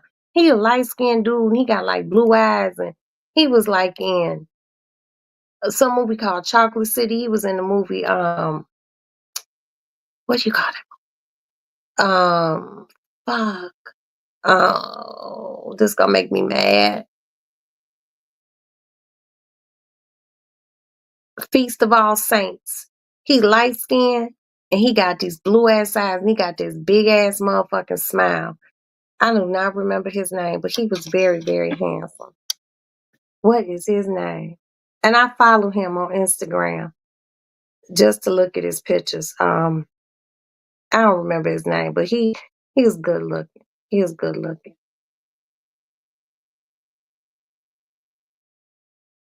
It's just so many handsome, handsome men in the world. Young Michael Jackson was fine. Ooh, doing off the wall.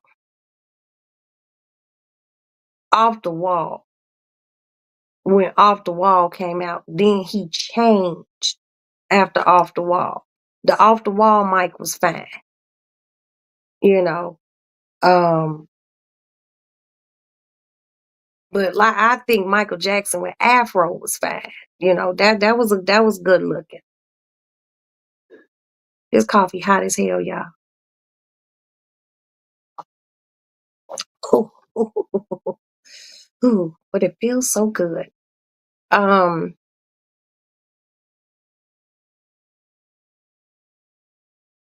but y'all know what be killing me? When I be running into people from high school that I knew from high school, and we all the same age. I'm 54 years old. And I forgot I was 54. I kept saying I was 53. I'm actually 54. And I be seeing people that I went to high school with, and they be like, Roxanne, is that you? And I be like, yeah, it's me. And I look at them and I don't even know who the fuck they are. I be like, hey, how you doing? Because they just didn't, everybody just don't age well. I wonder why Michael Jackson did that to himself. Okay, if they said he had vitiligo, I could understand the vitiligo, but I think a lot of Mike's insecurities came from his father. I think the majority of all their insecurities came from their dad. This thing right there, it can be very powerful when it comes down to your kids. You have them. If you love them, that's your job to love them. You know, um, and kids can be cruel to one another. Oh, you big nose ass. You know, and then they get older, and then they want to change their nose. They want to change their face. You know, I feel like if Mike had, if he had vitiligo, which they say he did, and he just, you know, if he stayed the same Michael Jackson face, and his skin just lightened over time, people would have still loved him. I would have still loved Michael Jackson. Like literally, when Michael Jackson died, you would have thought like I lost a family member. I literally went into some sort of meltdown. I cried for hours and I cried myself to sleep. I woke up the next morning. I had cried so much, my eyes were swollen and they were so crusty from tears. I had to like go put warm water on my eyes, like loosen my eyes. Michael Jackson was fine. There was all of those motherfucking brothers, Randy, all of them. They was all handsome. There wasn't nothing wrong with how they look. But people will, people can be cruel, and sometimes parents can be cruel. And you big nose this, big lip this motherfucker. No, that's that's your people. That's the ancestors. To me, the bigger the lips, the bigger the nose, the closer to Africa you from. You have more Negroic features. You're not very European looking. And what ain't nothing wrong with that. I think the problem comes in when a parent says crazy shit to their kid. You you big nose little motherfucker. And you kids hear that, and then other kids, siblings hear the parents say some shit like that, and they think it's okay for them to say that shit. And then in all reality, everybody, now all the kids fucked up and they want to get their faces cut into. The DeBarge had it rough, and they used to be all fine. Hell yeah. It's crazy because I went to school, elementary school, with a family, and I'm not going to say their name just in case one or two of them might follow me. The whole family, fine as fuck. You know, and they seem to be okay to this day. But like the DeBarge family, like all of them, was just like, and that made me feel bad when I found out. You know what I mean? Because I love DeBarge, but you just never know what the next person going through. So like real shit, like take it easy on people. You know, I be, I don't really like to talk about how a motherfucker look unless they say something about me, and then you better be fucking top tier because I want to roast your ass. Um, and I don't really want to do that. And after I do something like that, I have to ask God for forgiveness. But everybody ain't gonna be cute. But Michael Jackson was a handsome man. He was a handsome young man. He didn't have to do none of that extra shit. Like his nose. That brother's nose got smaller and smaller to the point that they said that he had no cartilage, in his nose to keep it lifted. And then he had that unfortunate accident shooting that Pepsi commercial where, he suffered those burns to his head. That's why he wore, those wigs and stuff. But look, Mike's wigs was top tier. Mike's wigs was beautiful. Okay? I miss him. I miss Mike. I really do. Like, he was Michael Jackson. There is nobody in my brain. And, I love Beyonce. Don't get me wrong, y'all. I'm a big Beyonce fan. But B ain't Mike. There's only one Mike. And I'm pretty sure Beyonce would say the same fucking thing. Mike was, anytime you can pop up out the motherfucking stage and stand there for 3 minutes, ain't no music playing, ain't no dancing. It's just a bright ass spotlight on you, and this motherfuckers in the audience passing the fuck out. Motherfuckers screaming and crying, slobbering, and you don't have to make one fucking move. That shit is powerful. My dad used to dog my brother and I because what? We were dark skinned like him, and adore my two sisters because they were lighter. Put something, put a smiley face or something, put something in the thing, y'all, so on one the rest of her comment could go up. Cause all I can see now is butt. See, that's that bullshit. But when I became grown, his sister told me, wait, but when I became grown, his sister told me, wait, his sister told me his sister dogged him. Wow. Wow. See, that's that shit that carries over. That's that shit that carries over. And that too can be one of those things that causes division in kids and gives them complexes and shit like that. You know, I remember it's some years ago. This a woman that I know. She was younger than me, and I remember she was drunk. We and her went out, and she started spazzing in my house, and I was like, "You gotta leave." I'm not gonna say her name. I'm like, "You gotta leave."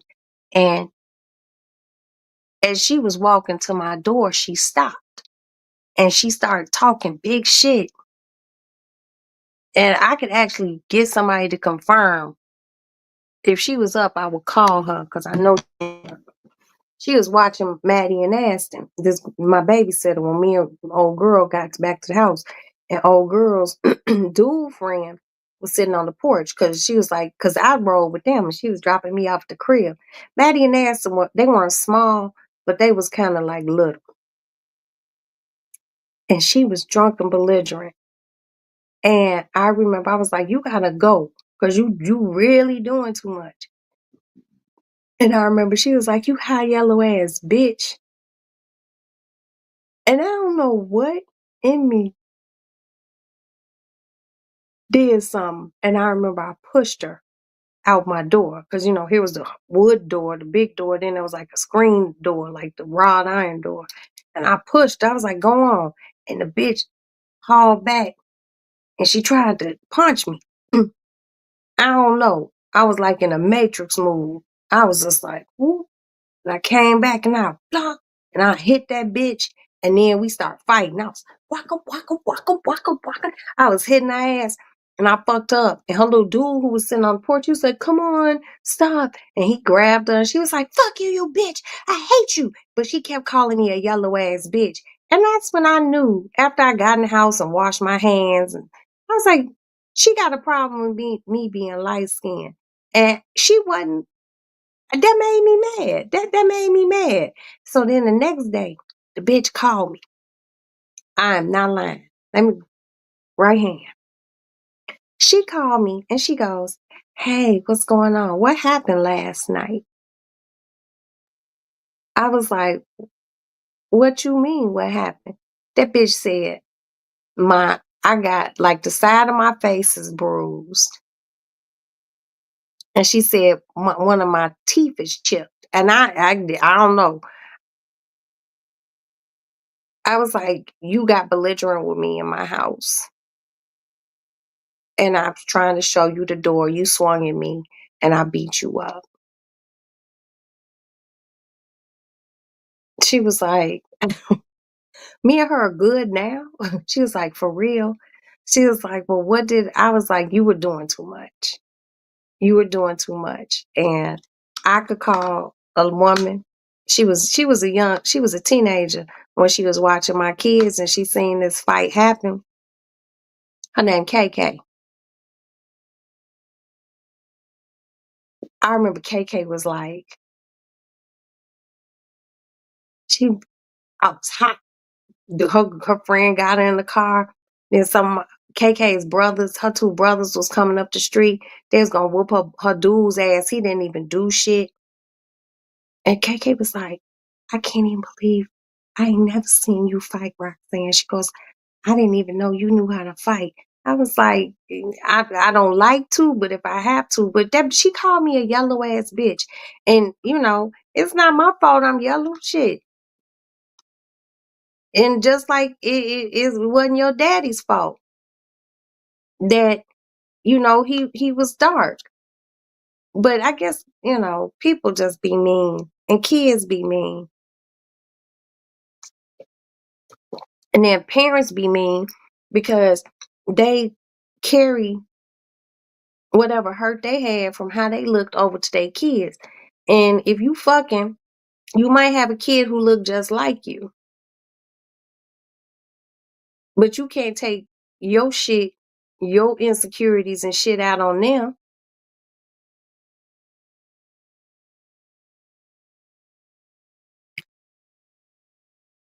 because he was dark. My dad was good looking, tall, black, wavy hair. I bet your daddy was fine, shit, you know, but you know, it didn't have to be like that. I think now, like, I think people are more comfortable with the skin they in, regardless of what complexion you are. Because the beautiful thing about being a black person, ooh, we come in so many different complexions. You can't just say we white. We got black people who look white. I mean, we got black people who are blackety black. And guess what? It's all very marvelous to me. It don't make a difference how light skinned you are. If a motherfucker know you black, they will call you a nigga.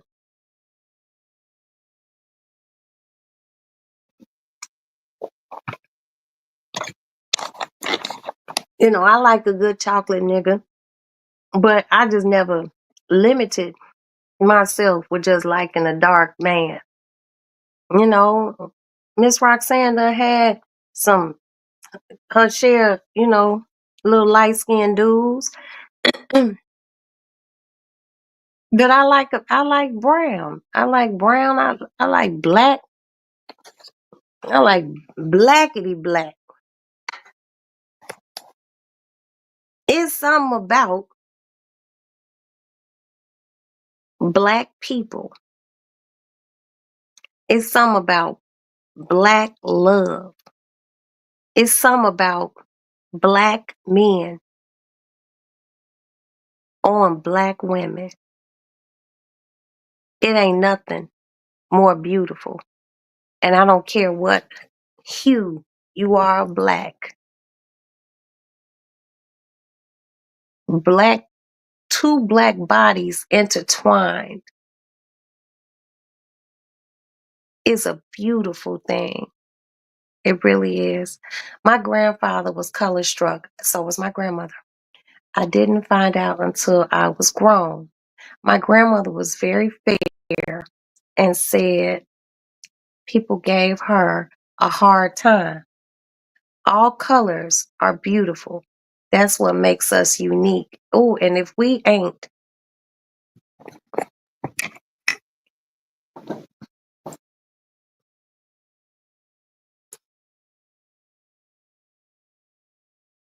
this is my theory.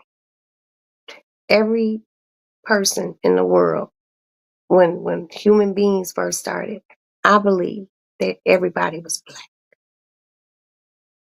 And I believe we was blackety black. And as time changed and people migrated places and things like that, structural DNA changed and all sorts of shit.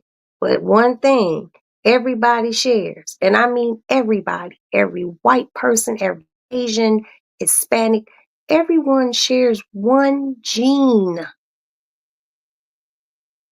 all over the world. And the one gene is a woman gene, and it is called mitochondrial Eve. And if they done did the breakdown, it's black. Okay? We make everything beautiful.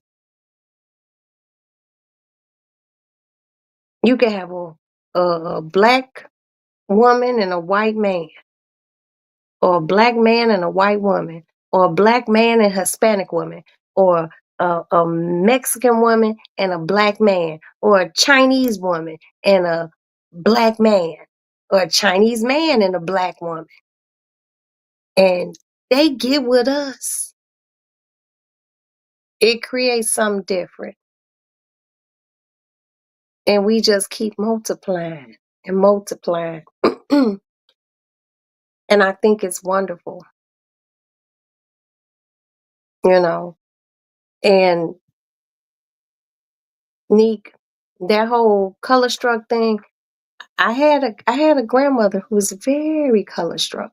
Ooh, ooh.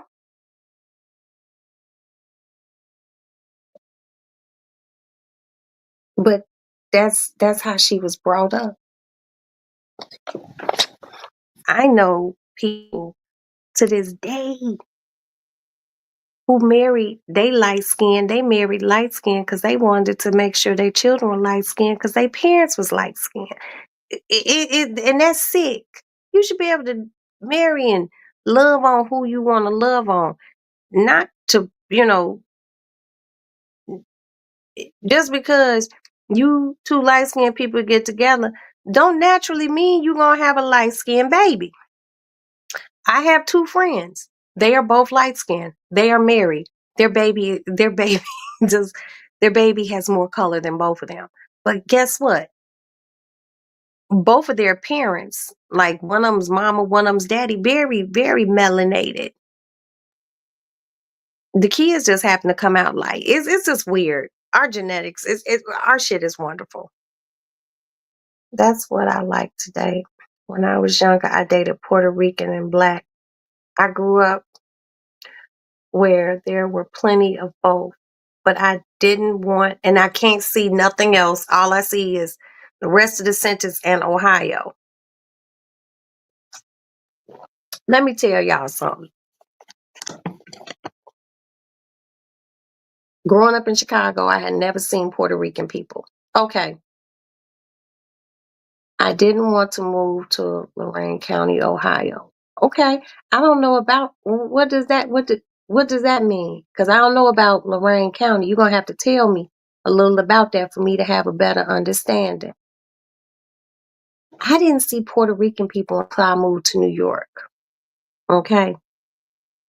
Even coming up watching videos like Lisa, Rosie Perez.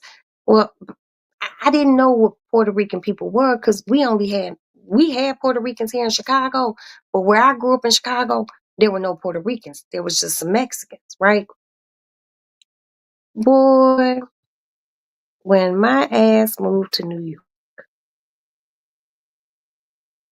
I had 2 girlfriends, and these bitches was Puerto Rican. And when I first met them, I met the sister first, then she introduced me to her sister. I didn't I didn't know they were Puerto Rican. I just thought they was like light-skinned black folks. And when I was speaking Spanish, I was like, "Oh, how do you speak Spanish? Oh, we're Puerto Rican." I'm like, "What?" Because I didn't know what Puerto Ricans look like. Baby, they took me they took me to motherfucking Harlem. And then we went up to the Bronx because they lived up in the Bronx. They had family in Harlem. I ain't never seen. I didn't even know Menudo was Puerto Rican. I thought those niggas was Mexican. Okay? I was young. But baby, when I moved to New York and I seen all those motherfucking fine ass Puerto Rican men, I was like, God damn, I'm married in New York. Oh, it was so many fine ass Puerto Rican men. I was like, oh, wee. And y'all know who was a really fine Puerto Rican man? Some dude named Tony Sunshine. Ooh, that motherfucker. Fine as motherfucking frog hair. Mm, mm, mm. I ain't gonna lie to you. Some fine ass Puerto Rican niggas up in New York. And they really be like really in the Bronx a lot. Ooh. And you know, the thing about it is Puerto Ricans, Dominicans, you know, there's black Mexican people that they don't even talk about. Black people have touched everything. And this is why we really got to figure our shit out as a people, because we really are the Alpha and the Omega. God created us in his image, and he created us perfect. People want to look like us.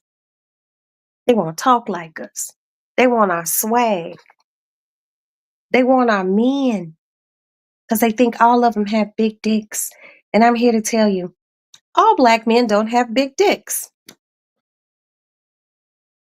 But he might have swag. He might have style and class, education, grace. And they want them. But when they get them, do they really know how to treat them? To me, it ain't nothing like black love. I ain't gonna lie. And even if you a black woman, you with a Puerto Rican, hell, that's close enough for me. You heard Beyonce's mom wanted her children to be light skinned. I don't know if Miss Tina wanted her kids to be light skinned, but the grandmama, um, Tina's mama was really light. And she might have been part of those people who wanted to preserve that light skinness. But hell, Mr. Knowles was dark. He wasn't dark, he was brown. And shit, Miss Tina just had a strong light skin gene. Both her kids light skinned, but you know, mama she wanted some color. Shit. I grew up in Oberlin, Ohio, Colorado County, the same place Holly Berry. What? That's right, Holly was from Ohio. So is that like a different type of place? Like, because I don't really know about it. Only thing I know about Ohio is Kings Island, the Cleveland Cavaliers, and LeBron James. And y'all know I love me some LeBron James. Y'all know he my boyfriend in my brain. Some go get ye. Man,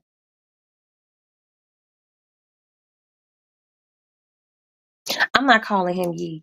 I'm calling him what Miss Donda, Dr. Donda, names him, motherfucking Kanye. And if his mama had been alive, there would have been no Kim. Believe that. His mama was a professor of African American studies. His mother was both of my younger sisters' professors at the school, at the university they went to. She was heavy and a very prideful, beautiful black woman.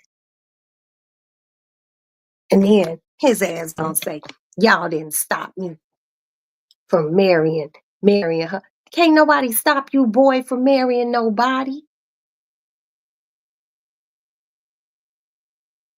Shit. Now you got kids with her and y'all ain't getting along. All I can say about that is stop acting crazy. Get your mind right and raise your motherfucking kids. How your mama raised you. Cause what he doing ain't how Miss Donda raised him. Believe that. Kanye is from South Shore Drive. He grew up in the South Shore neighborhood. Knew him as a shorty. That ain't how he was raised. People let money take over their brain. I don't know if it's the money of his mama not being here affecting him. But damn, ooh, that makes me so mad. And maybe that's it. I'd be kind of like getting mad. I'd be like, what's wrong with black women? What's wrong with black women? Nothing.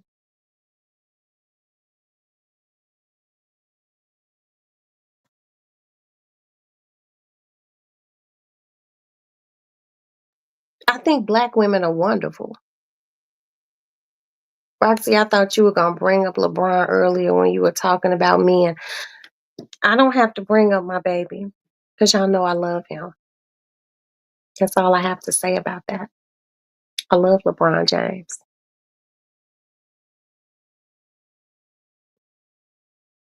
I was watching this video the other day, and LeBron was putting on some pants, and it did something to my lady regions. He was just putting on some pants. I was like, ooh, and he a Capricorn just like me. Oh, I know you're a freak. I love LeBron. But no, Kanye, I don't know. I'm going to keep praying for Kanye because I love him. And I really just want him to find his way. But now you got kids, you got children, and you have to take care of them. And you got to get your shit right up here to make sure they shit right. Because you did, for the kids that Kim carried, he did it with her. For the kids that had surrogates, you had to put some nut in a cup to get those babies fertilized. So get your shit right. You got sons. You running around saying all this wild ass shit.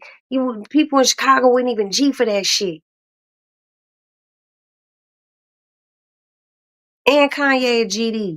They would J down on Kanye if you can't just be saying shit like that, bro. Don't be doing that, man.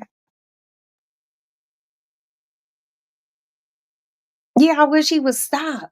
Stop talking about people's children. Okay, you don't like Jay and Beyonce. What do they babies have to do with that, bro? He wouldn't want nobody talking about his children. He wouldn't want nobody talking about his seeds. Why are you talking about these? See, when you ain't got shit else to say about the adult, then you wanna say something about their babies. And that's some cowardly ass shit. And most of these people who talk about other people's kids, they saying this shit from behind the keyboard on their motherfucking telephone. On everything I love, on Black Stone, motherfuckers wouldn't say that shit if you was in a motherfucker's face in Chicago.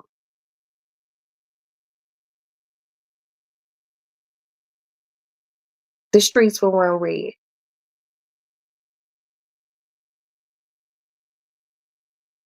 If he mad at those kids' daddy, keep it with the daddy. Keep it with the adult.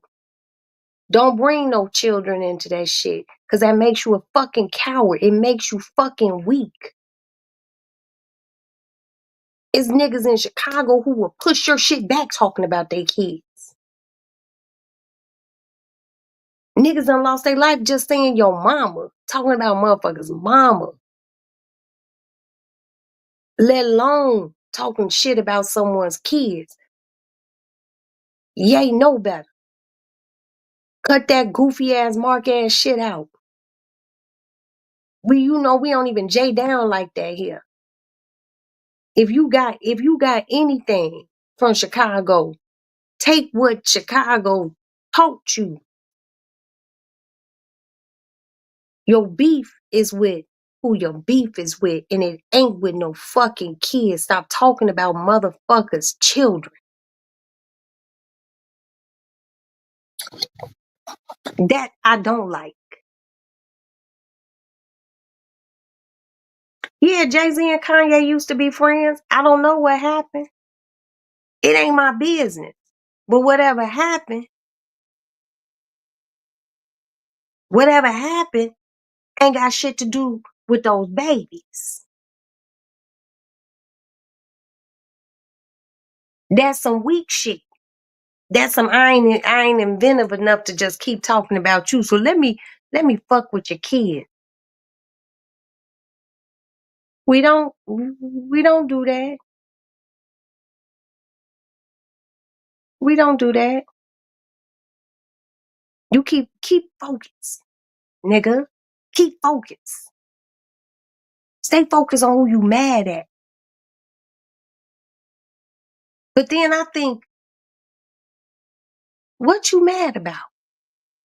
You a billionaire. Let me see. You a billionaire. You nor your kids with the correct investments and everything else would never have to work a day in their life. God has blessed him. But the same way he got kids, or the same way he talk about someone else's kids, he got kids. He don't want nobody talking about his seeds.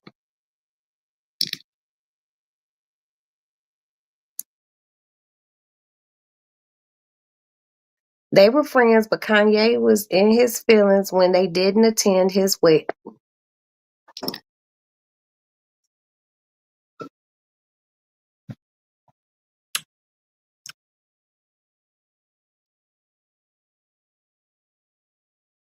When you friends with somebody, you know when your friends don't like your significant other. And if they don't like your significant other, but they still love you, if they don't come to the wedding, they doing it out of respect for you. Because you don't want nobody at your wedding phony kicking it with you, acting fake happy for you. I don't want nobody, coming to none of my event I have and you fake happy, you just there to be there. If J and B didn't want to come, they didn't have to. Because they didn't like her, I don't think. I don't think they liked the wife. So why am I going to come, buy a gift and all that shit and sit there and smile and skin and grin? And I ain't drawing off none of this shit. Like, ew. No, fuck that. And yes, I said on Black Stone, I mean that shit and I'm facing the east when I say that shit. The fuck?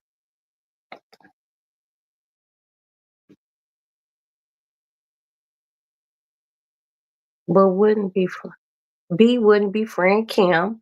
I don't think she likes her hustle and what she stood for. She ain't gotta like her. She ain't gotta like her. Kim and them's hustle real strong. The whole family, all the sisters, they make that money. They make that money on. But how did it start? It started with Kim. And people reserve the right not to like a motherfucker.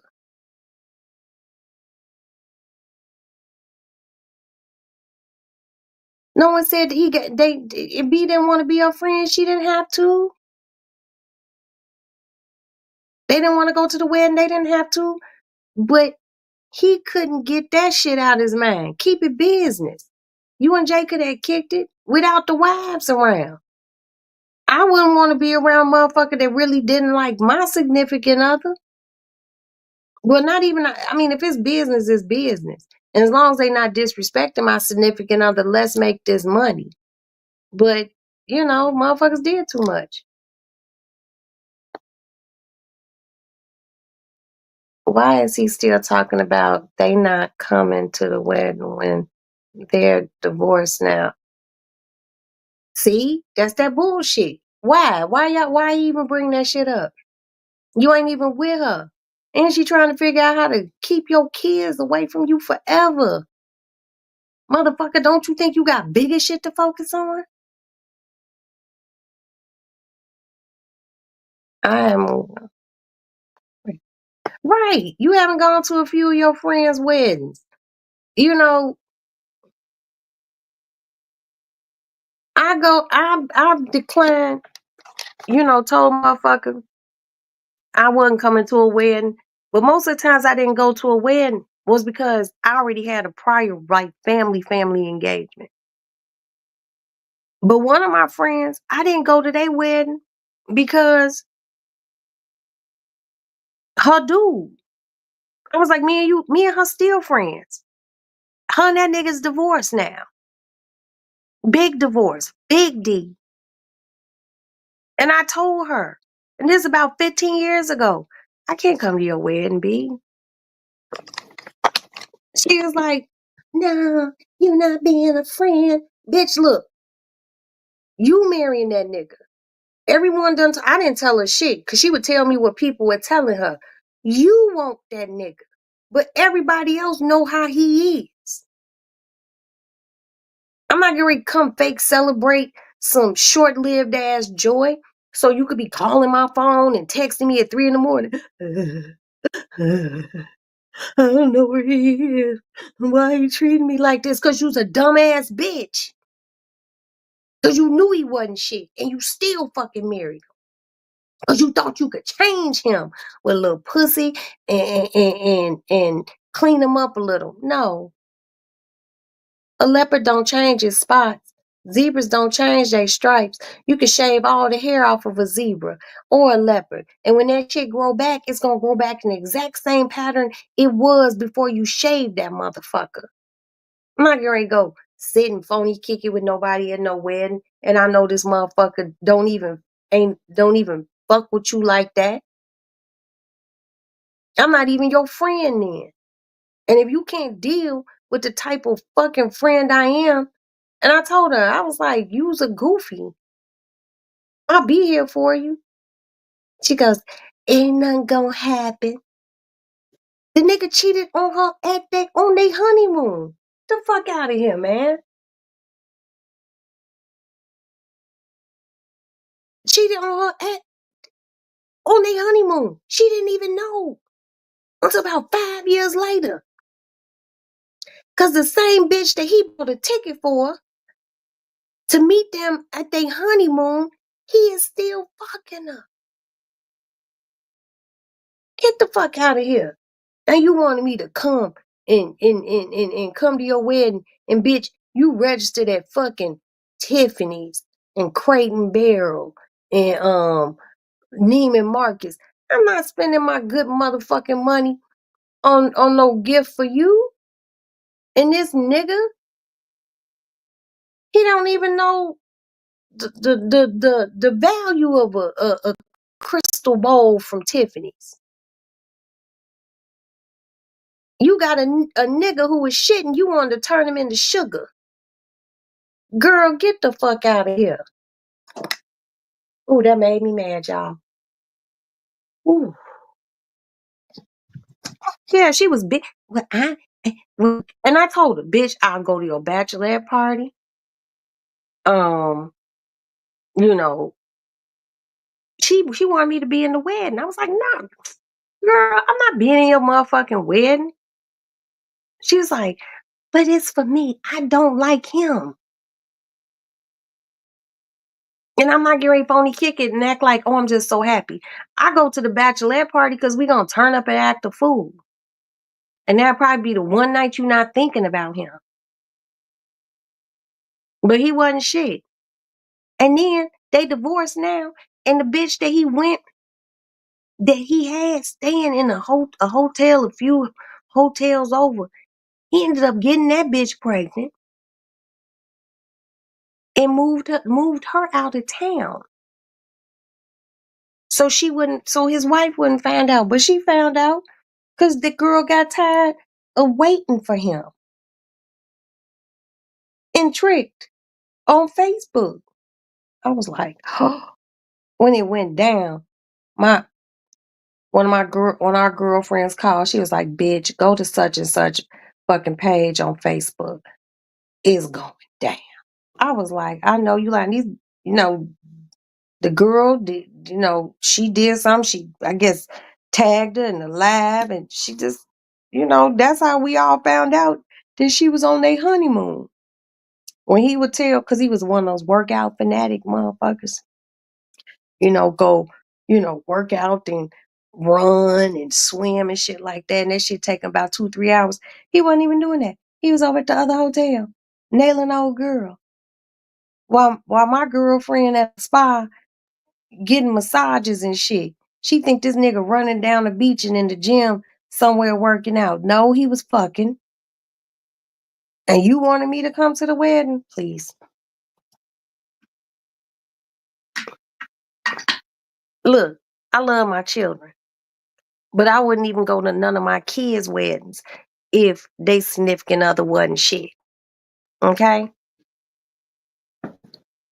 I'd be like, no, nah, I'm straight. But mom, why? Because he ain't shit. And I gotta be here to pick up the pieces when he break your motherfucking heart.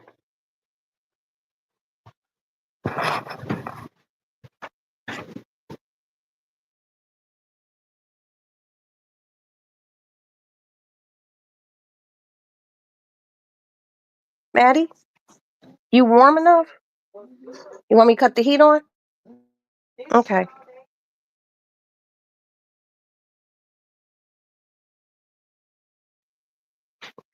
What's wrong? You want crunchy? You want moist wet food?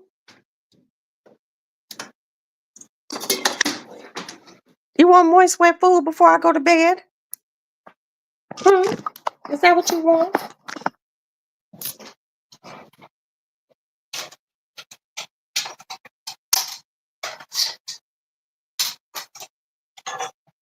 Hold on, mama's coming.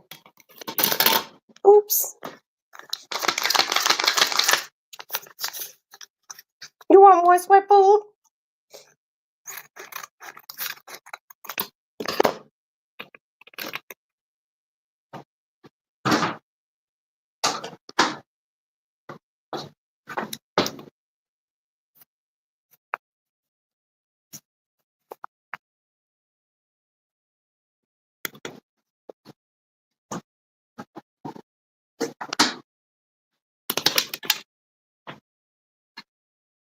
Move.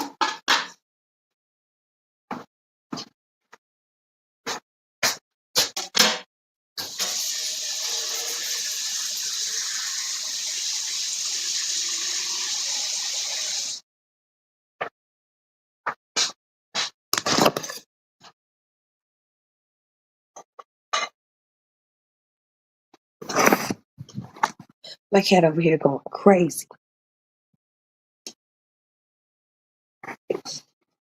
She love her cat food. You need anything, baby girl? You're hungry. What do you want?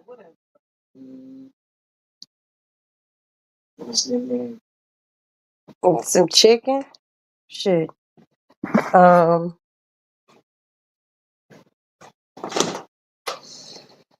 there's chicken. There's rice. There's your grapefruit that you peeled. Yo, peanut butter and jelly. Where's the peanut butter? Do we have peanut butter?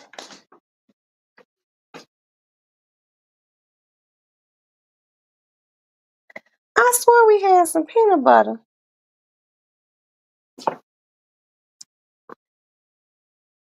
I know you lying.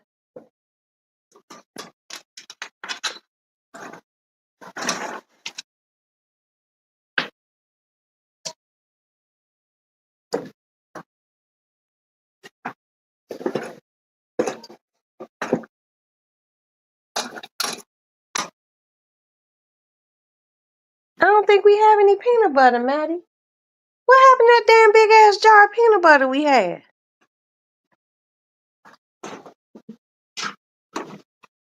And we don't put peanut butter in the refrigerator. Well, I be damned.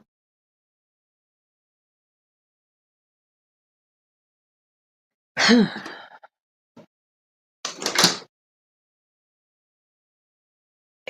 don't know why I'm looking in the freezer. Because I know we ain't got no motherfucking peanut butter in the freezer. You want me to make you one of these Tostino's pizza?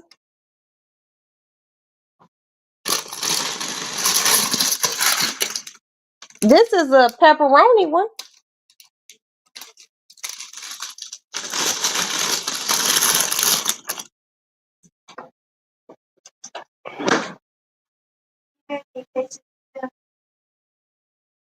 A quesadilla.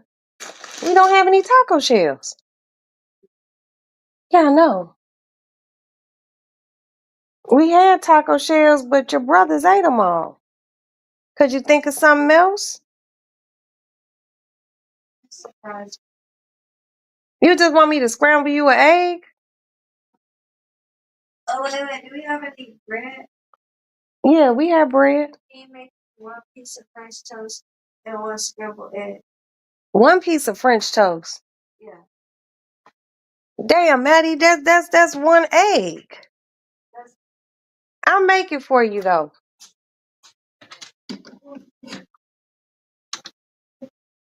You're welcome. You know I don't feel like making no French toast this late at night, but I'm gonna make it for you.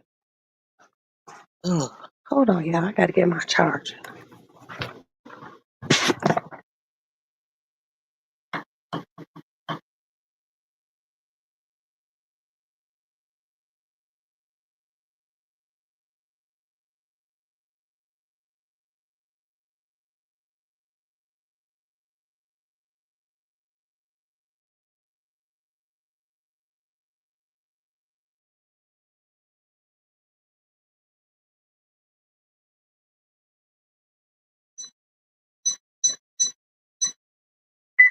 Armed stay.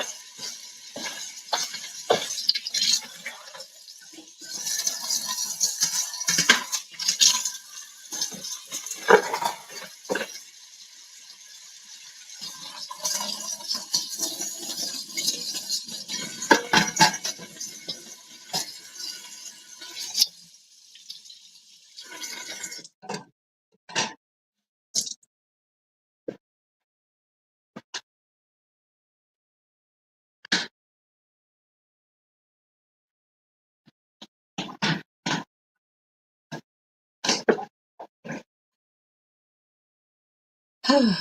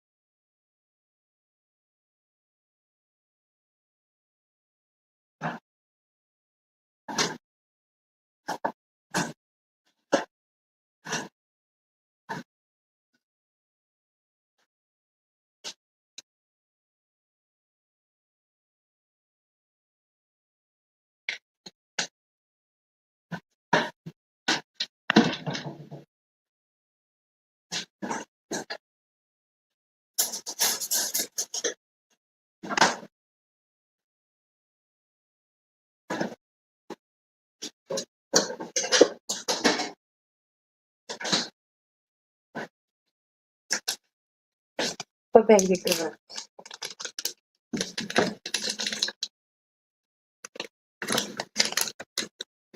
What are you doing?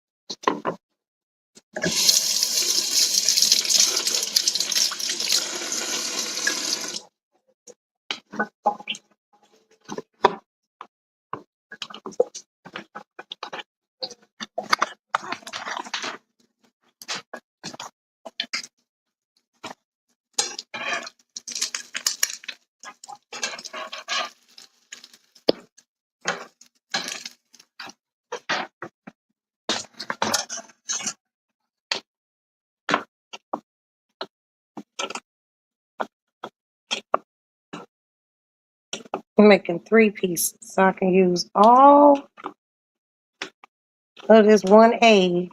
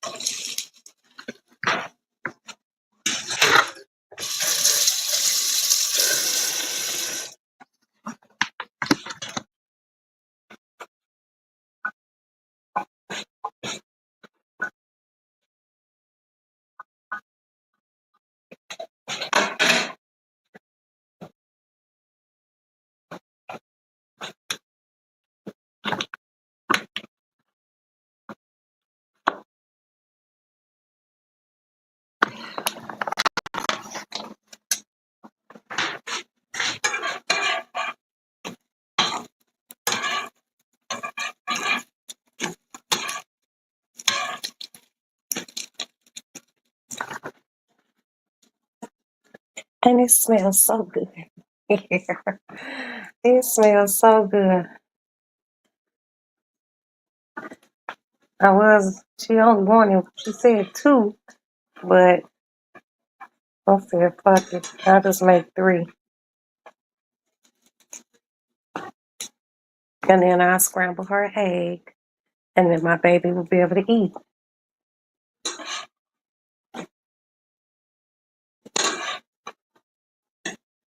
Mama activities. Y'all know them because y'all good mamas too.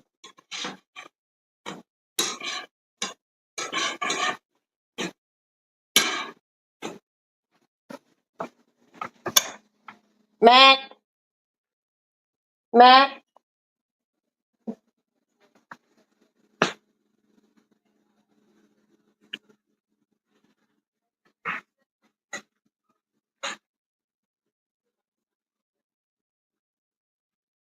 How many eggs do you want? Does Ann want something? Huh? Well, it was enough egg to make three. I'm not gonna let none go to waste.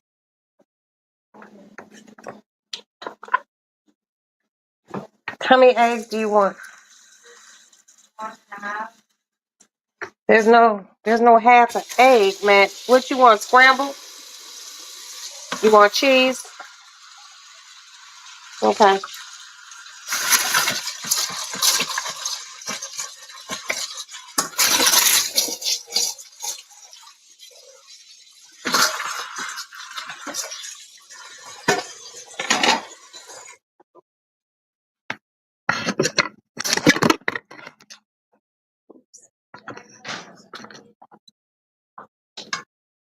You want onion in your egg?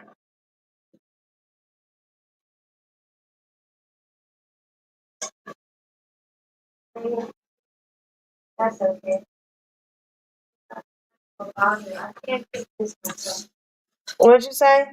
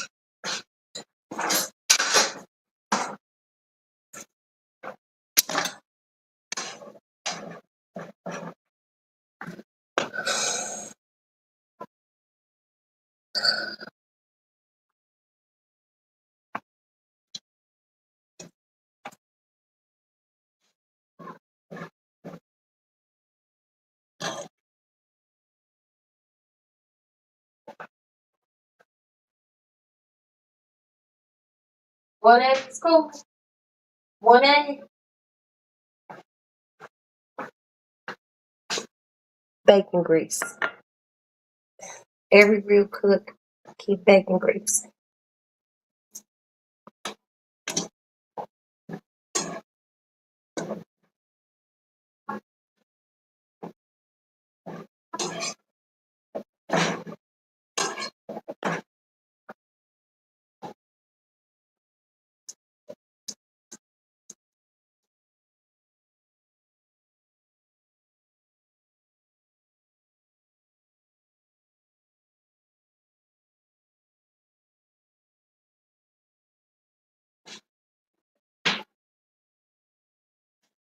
You only want one piece of French toast?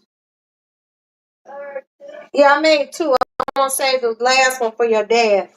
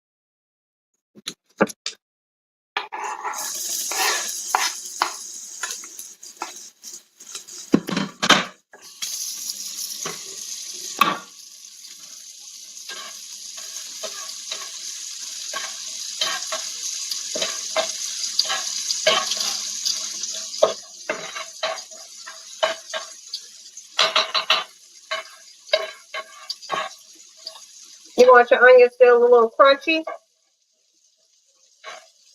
Huh? Okay.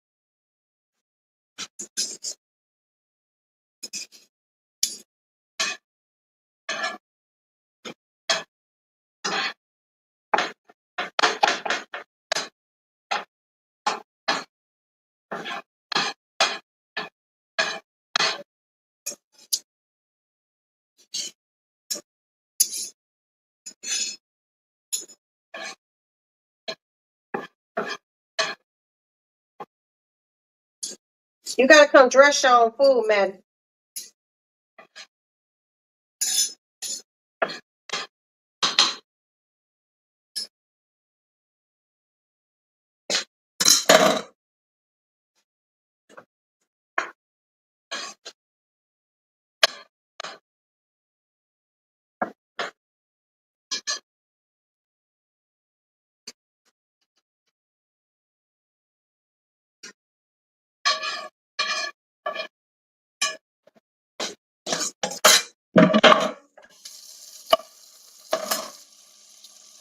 Your food's ready.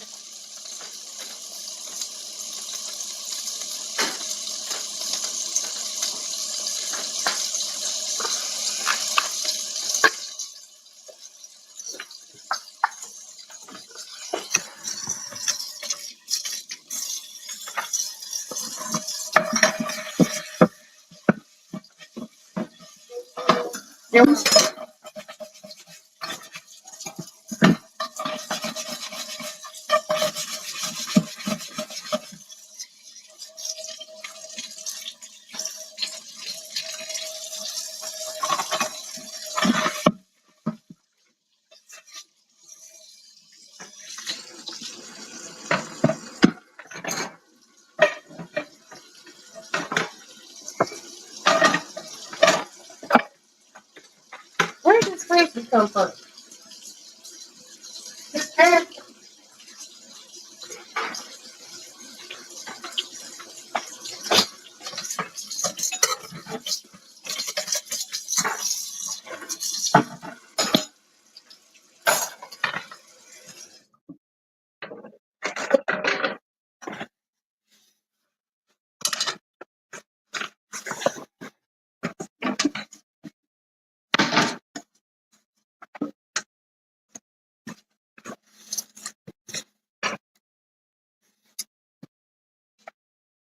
Working. I just gave you some food, so you should be good.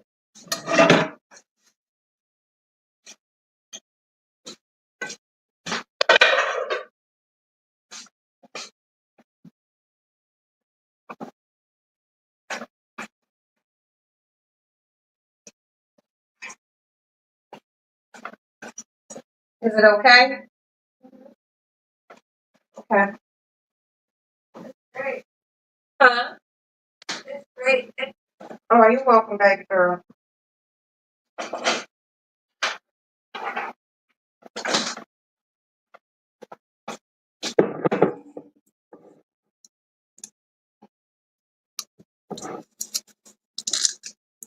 Enjoy.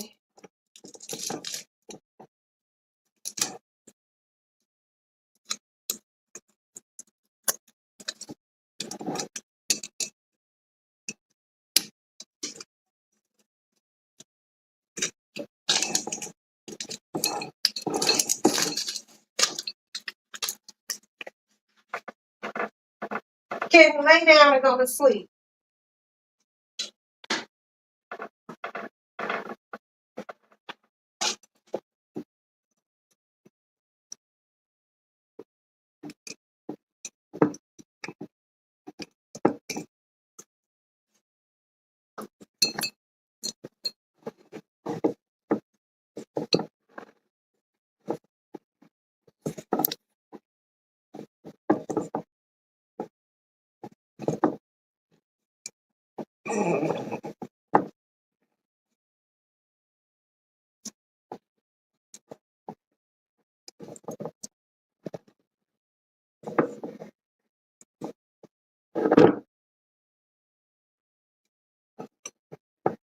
You want the last apple juice? I don't want it. I was just asking you. Yeah.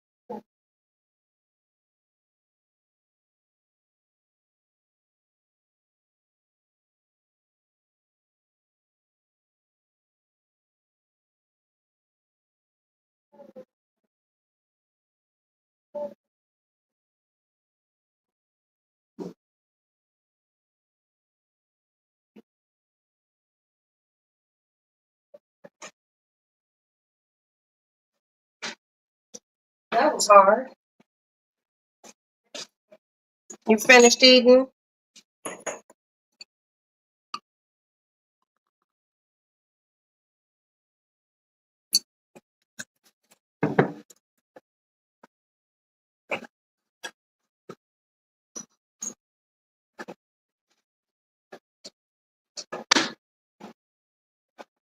You get enough? Okay. Where is it? Oh, I thought you had it. Okay. Give me a second. We just had to open up a champagne bottle that took two people to open. Yeah, shit, after we struggled with it for a minute.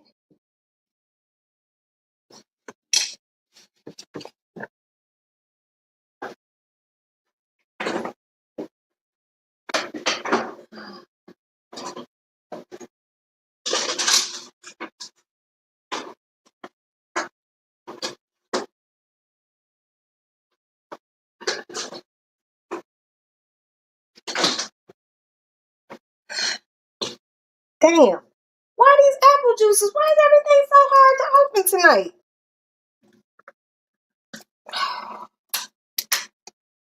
Here you go.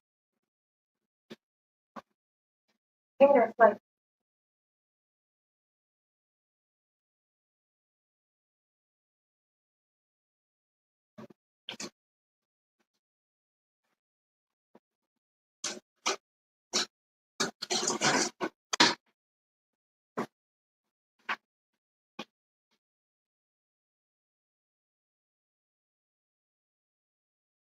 All right, you got enough to eat?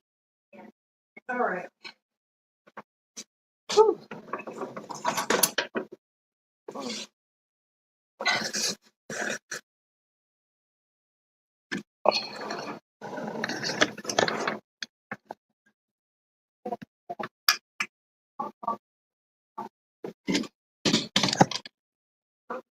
I love you too.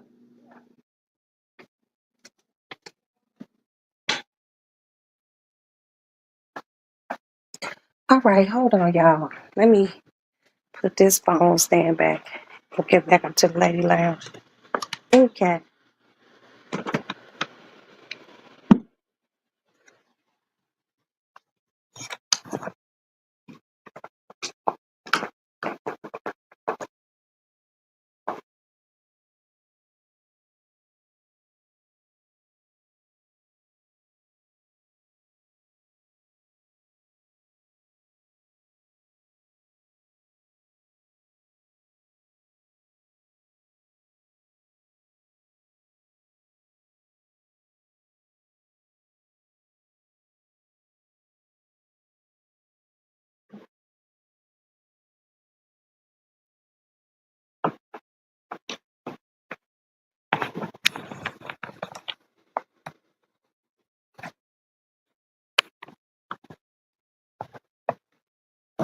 Mm.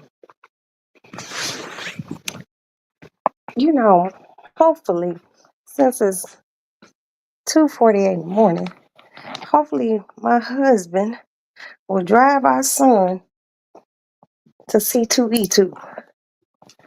Cause when I go to bed, it's gonna be C2. Mm. Okay.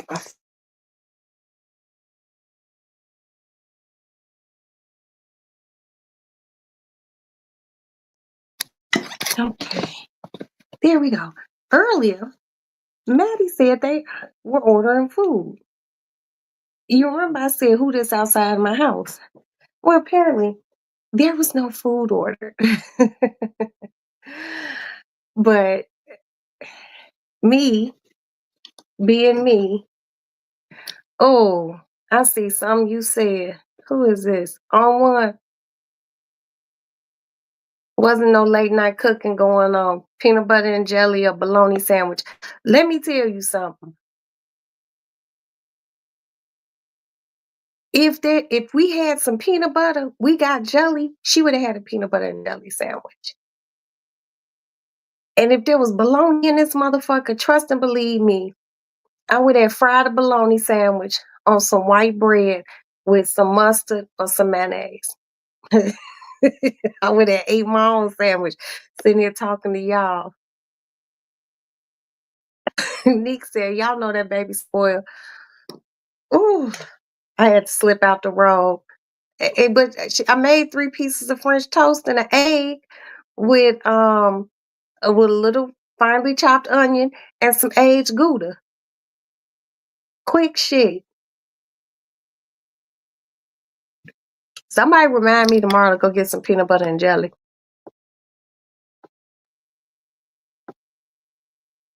Still spoiled. I'm gonna make you get up and cook some cheesy eggs. Ain't nothing like some cheesy eggs. But I did it. I did it for her because that's my baby. She my youngest child. I'm not having any more children.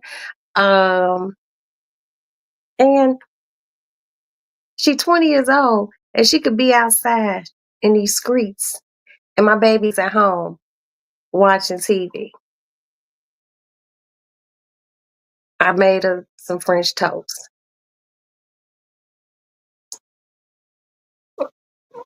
All right, on one. I love you, sugar. I love you. I love you. I love you. Good night, and thank you so much for being here, and I appreciate you. I do. Cat, don't come up here talking to me. Okay, we'll go to bed after I finish this one little glass of champagne. The cat be tweaking. This whole house just be up. But nah, I don't cook in Versace. I definitely don't do that. I dated a guy that terrorized me and I he was having a wedding reception around the corner from me. See, I didn't read this. And I went and met the bride and told her I came to see who married this fool and left. I be damn. Gangster Grizzlies. I ain't mad at you. I ain't mad at you. I ain't mad at you. But like I was saying, before I had to go cook a motherfucking French toast and one egg. Um, I don't know. I just don't believe in going to weird ass weddings. You know, I'm hoping that with with this money, some money shit I got going on, I'm hoping to have a wedding for me and my husband, or my husband and I. You know why? Because I never had a wedding. When Craig and I got married, we got married in Vegas. When I married my now husband, we went to City Hall. I've never had a wedding. I want to have a wedding with my bridesmaids, and I'm going to rent. I'm not buying a wedding dress. I'm too old. I'm gonna rent a Vivian Westwood dress. I sure in the fuck am. And I want to have a beautiful reception and kick it with my family. And I want my mama to see a wedding because, both my sisters had big, fantastic ass weddings, beautiful. But mine's probably gonna be over the top. And I just, that's it. I wanna be a blushing bride with my old ass, and I will have it before I leave here. My cat's in heat. I'm sorry, y'all, if y'all hear her growling.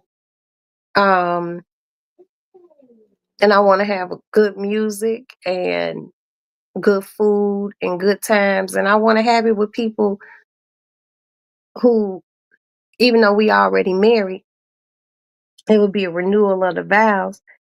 I would want to have it and have people there that are happy for me and want to see that and just want to come kick it, eat, and get fucked up and have a good time. That's it. But I don't believe in going no weird ass, half ass motherfucking, y'all really don't love each other ass wedding.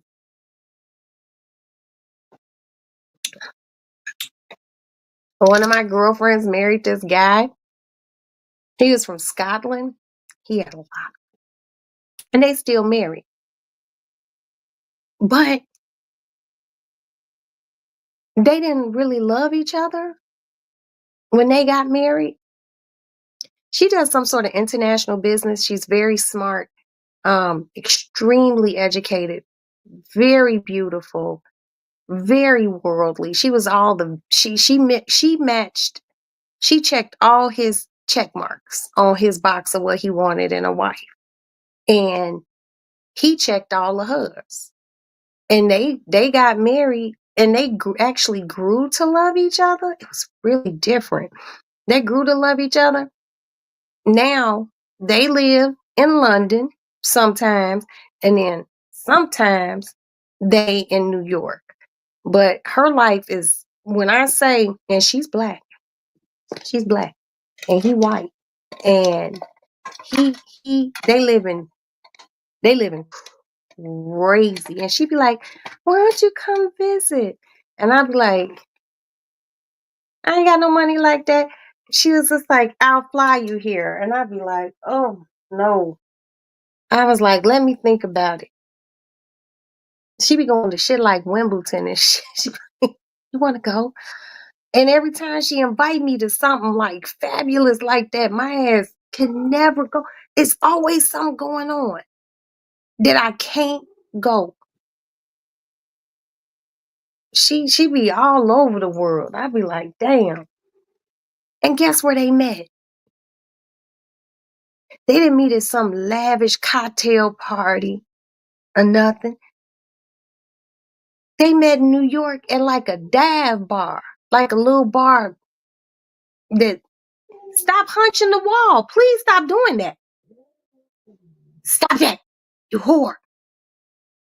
Um, they met like a little dirty bar in New York. He was in there having a drink, and she was in there having a drink, and he spoke to her, and she spoke back. And now these motherfuckers been married about 10, 15 motherfucking years. And their kids is black, but they got red hair. Hell, he don't even have red hair. But they living a very, very nice life. I'm like, bitch, as long as you happy, I'm happy for you. But she's from here, very, very educated. And she didn't go to no shoo shoo frou frou high school. Well, she went to Whitney Young, but she went to a regular Chicago public elementary school. But the bitch was smart, and she got accepted to Harvard. And she went to Harvard. Then she went to, I think it's called Wharton or something, the business school. She's brilliant, and he's brilliant too. And together, they just make money. And they both in their 50s, and they got married a little late in life, like in their 40s or so. But they got two kids, and they yeah. And they, like I said, they be inviting me to shit, but I be like, it's always a fucked up time. Like I just took my weave out. My hair ain't done. I need to get my nails done. I ain't got nothing to wear. And they be going to these formal things, and she do invite me. Now I did go to their wedding. Their wedding was,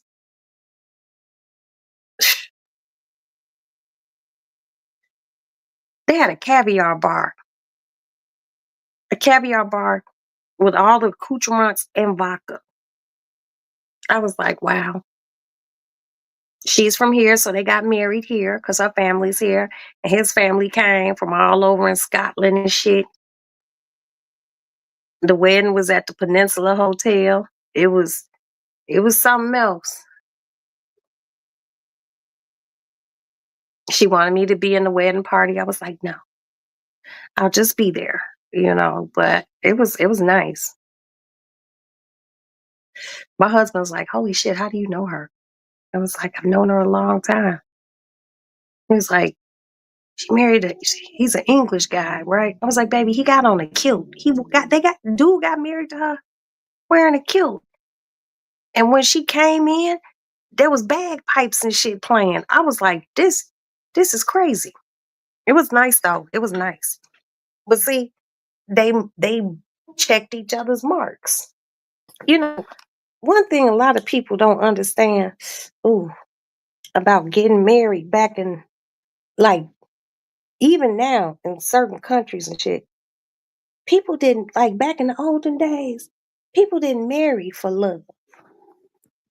Uh-uh. They didn't. When you married for love, it was like really special and shit. Back then, people married for money. They married to bring two families together and shit like that. They married because you was gonna give me this much land and I'm gonna give you this many cows, shit like that. Motherfuckers was betrothed to a motherfucker when they were like 3 years old. She three and he six. And they knew by the time she reached the age where she could where she started having her monthly, that then she was gonna get married off. Those people, some of those people, those marriages, and there really wasn't divorce like that. So these women and men learn to love. Some of them never love. And there are some people who strictly marry for money. It's some bitches out here who just don't want to be broke. Once you marry somebody with money, it's hard to marry somebody from a different tax bracket. Shit. Ooh, look at this cat. You should be ashamed of yourself. Get off of there. I can't let you have kittens. That's really disgusting, and you're a slut. You're a slut. You fell asleep, Miss Bug. Girl, I was in the kitchen making Maddie French toast. Y'all see the cat hunching on the leg of my little table.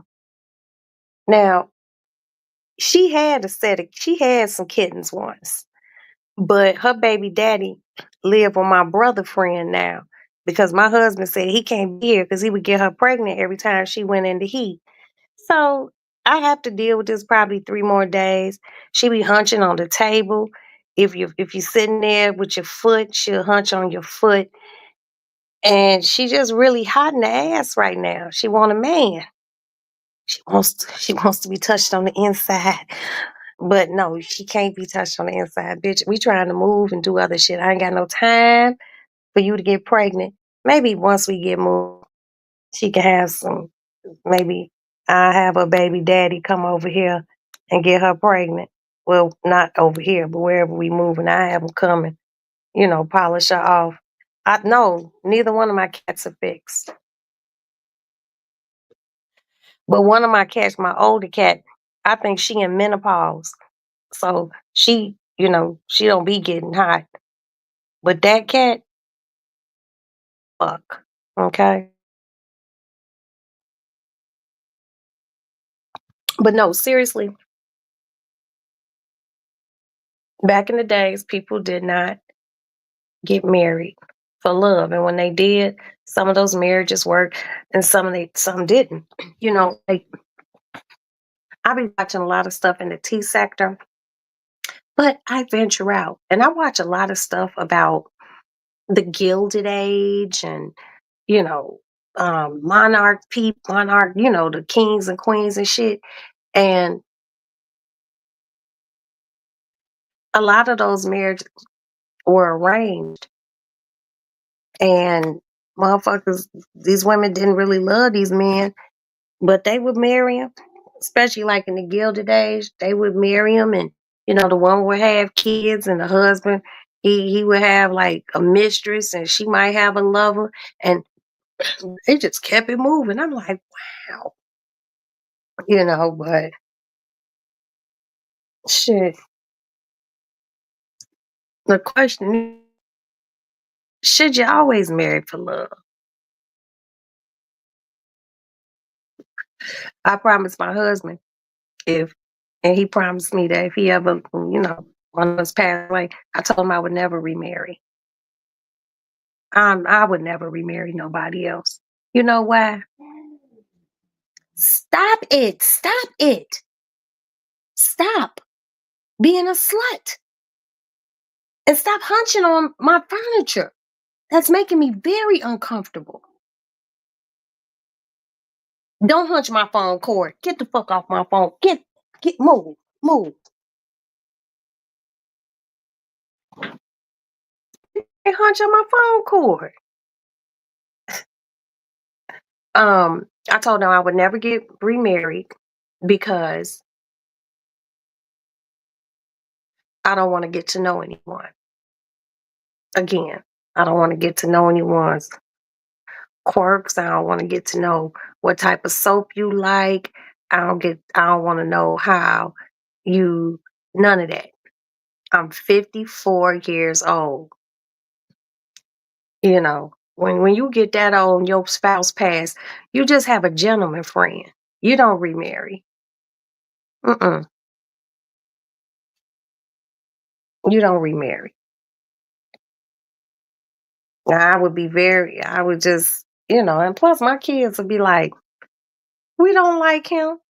Mm-mm. Nah, shit. But it's women, they be like 70. They done met another dude. They done got married. He's 75 and shit. I'm like, oh,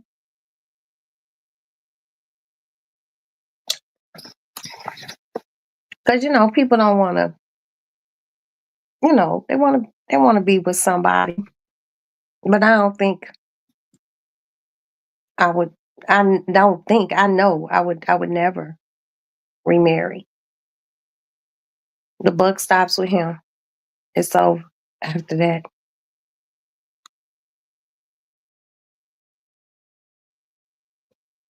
My poor cat. She another one right here.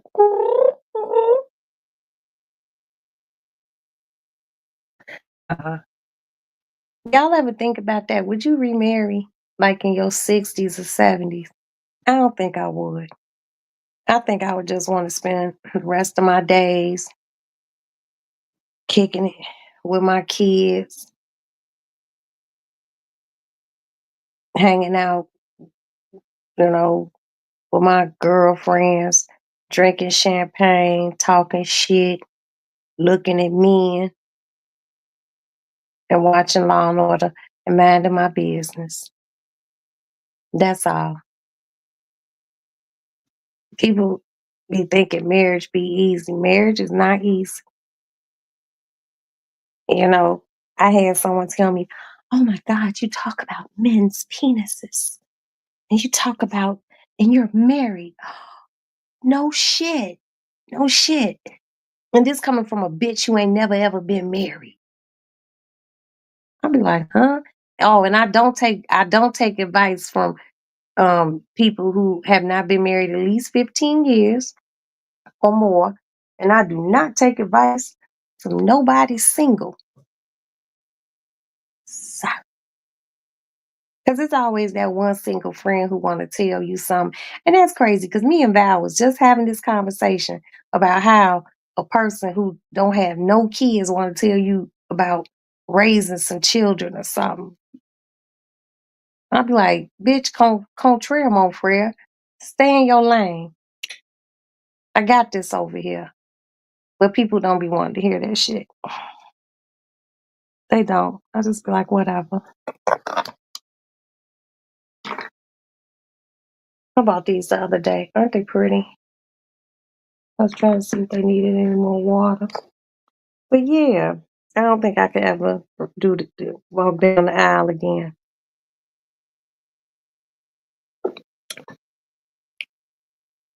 But there's some people, it's people who scare me. It's not they scare me, it just kind of make me feel a little skeevy. People who need a warm body. Like they need somebody to sleep with. You hunch on my leg, you go flying across the room. Oh my God, Pixie, they can't go flying across the room, baby.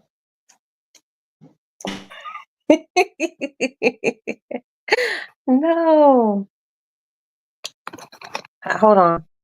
Pixie, put a smiley face or something so your comment, somebody do something so Pixie's comment could roll up. Because I really have to find out how to get rid of this share your referral link. I don't have a referral link. And I don't know why this thing is on here. And I don't know why it won't fucking leave. I don't get involved in other people's personal relationships. That's usually best.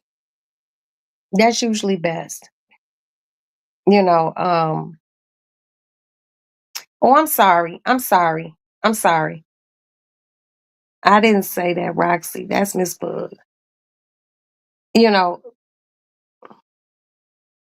when it comes down to marriage, I don't, I don't, I give zero advice. Now, if you ask me something and you married too, then I'll say something. But I got friends who are married and they go through all sorts of shit with their spouse. And I'll be like, I'll let them complain and talk. I'll be like, ooh, okay. And then they be like, well, what you think? And I'll be like, do you really want me to tell you? And then if they be like, yeah, I'll be like, I don't want to tell you. Because they know 9 times out of 10, what I'm going to say ain't going to be favorable. But what I don't do is tell people to leave their spouses. I don't do that. Now, if they getting beat up or something and none of my girlfriends is getting physically abused, then I would be like, bitch, you need to leave. Because one day he might hurt you real bad and you don't want that. But I don't get involved in married people shit. I don't do that. Because friendships can end about that.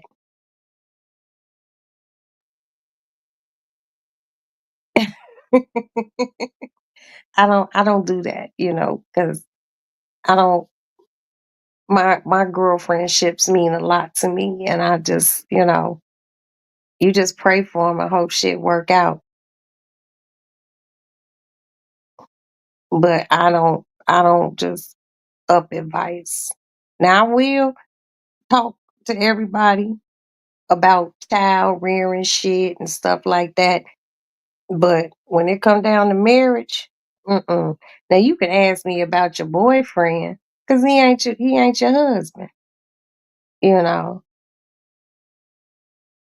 you can motherfucking ask about something like that, but don't ask me shit about marriage because I probably won't give you that. I won't give you no advice unless, like I said, unless something's detrimental, something dangerous.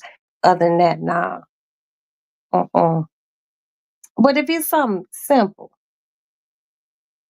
you ask me some advice, I give you some simple advice. But the affairs of the heart are different. And sometimes it be those I've seen people's friendships end because you gave advice about to another married woman and then she stopped being your friend because you gave the advice. I'd be like, nah, no, you better ask me something about cooking some eggs or something or some food. Do you think he would like, girl, if he might if you just put a little bit of this seasoning in it? Don't ask me about the affairs of the heart. Cause I don't be wanting nobody to tell me nothing. But sometimes you just gotta watch the advice, that people just that unsolicited relationship advice. And always be mindful of the motherfucker that ain't never been married. You've been a baby's mama for 25 years, 30 years. Bitch, I don't want to hear shit you got to say. You couldn't even secure the ring. Holler at me when you secure the ring and your name's on some documents. Until then, just be my friend. Hear this fucking cat.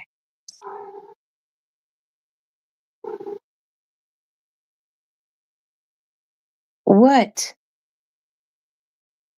I can't help you, baby. You jonesing, you want a man, and ain't nothing I could do about that. Oh, who is that in front of my house? Okay, that's my neighbor coming in. She just running back and forth, meowing. And it's crazy because about an hour ago or so, get her a stuffy. I don't think a stuffy gonna work. Why? Because those usually only work for like a boy animal, you know. And boy cats don't hunch like that. Boy cats be really cool. If a boy cat, boy cats don't go in the heat. Only girl cats do, and boy cats might just be like, "Oh, she's in heat. Let me fuck her," you know. But see, boy dogs, they'll hunch. They'll hunch on a pillow, all sorts of shit. That shit's gross. My grandmother had a dog. He was like a chihuahua and like I don't know what he was, but he was little. And that dog used to hunch if you just hunch anything. And we would get so mad. And the dog's name was Pookie. Here she comes. No,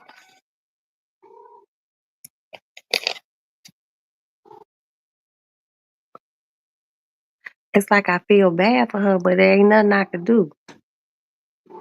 She ain't gonna have my husband mad at me. He was already mad when she got pregnant the first time. And he told me, he was like, I was going to the bathroom and I was in the living room. I walked past the living room and I seen that boy cat. He was doing it with her. He said, doing it. I was like, what was he doing? He said, you know what they were doing. He was like, she's probably pregnant. Sure enough, she was pregnant. She had her kittens underneath my bed.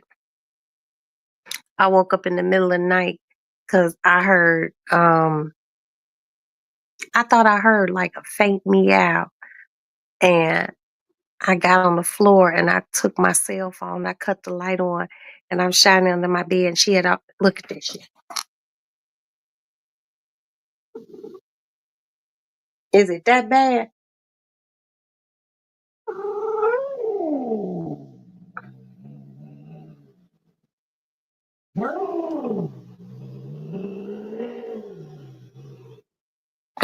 She should be ashamed of herself. She should be ashamed of herself. She was getting real intimate, wasn't she?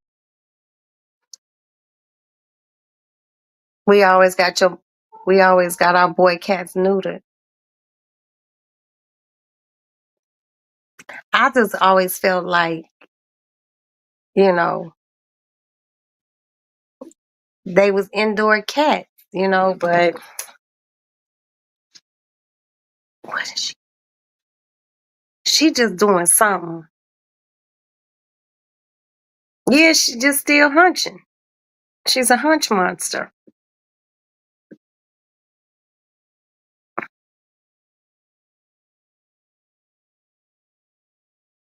I remember when that happened. Nasty, just nasty. I mean, shit, I don't know. I done had so many pets. I remember I had a guinea pig. I went and bought a boy guinea pig because my girl guinea pig seemed lonely. And he got her pregnant like the first day we got him. My guinea pig at that time, not these guinea pigs. I had some other guinea pigs.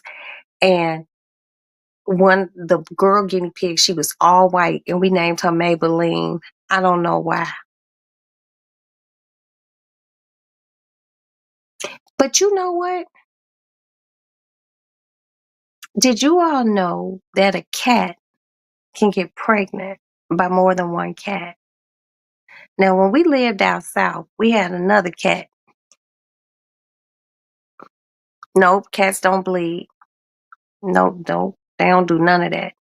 But my cat, she escaped the house one day. We were coming in from like Sam's Club or something. We were bringing groceries and shit in, and the bitch ran out. And I was like, damn, she in heat. So the next day, the next morning, about 8 o'clock in the morning, my neighbor called me. Her name was Miss Ella, and she goes, "Hey, Roxy, how you doing? Sorry to wake you up." I was like, "It's okay, Miss E." She goes, "Daddy," that's her husband. She said, "Granddaddy caught your cat in the backyard. She was back there with three boy cats. He cut the holes on them." And she was like, I think she ran to the front porch. So I got up and I went to the front. I looked out the window and she was sitting on the front porch. And I let her in. And the bitch smelled like pee, cat pee. Because, boy cats will like spray on you. And I was so disgusted. And I took like a hot soapy rag and I wiped her down. And she was all tired and shit. And she ended up having kittens. And I was just like, so you was us in the backyard with three niggas letting them run you. That's what you was on. And if she could have three men, you would have three men, wouldn't you? Yeah, wouldn't you? No, you a good girl. You only had that one batch of kittens. I might let you have one more when we move. And then I really do have to get you and your sister fixed. Cause I just can't go through this every few months. And you just hot ass. Call your ass Suge Avery. But yeah, y'all. We just talk about a myriad of things here. Nothing. Here she go.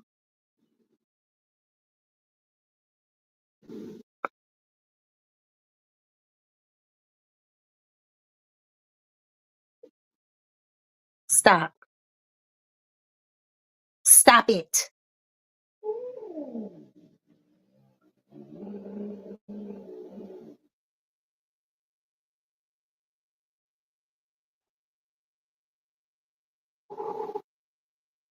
Oh, could you imagine being that horny?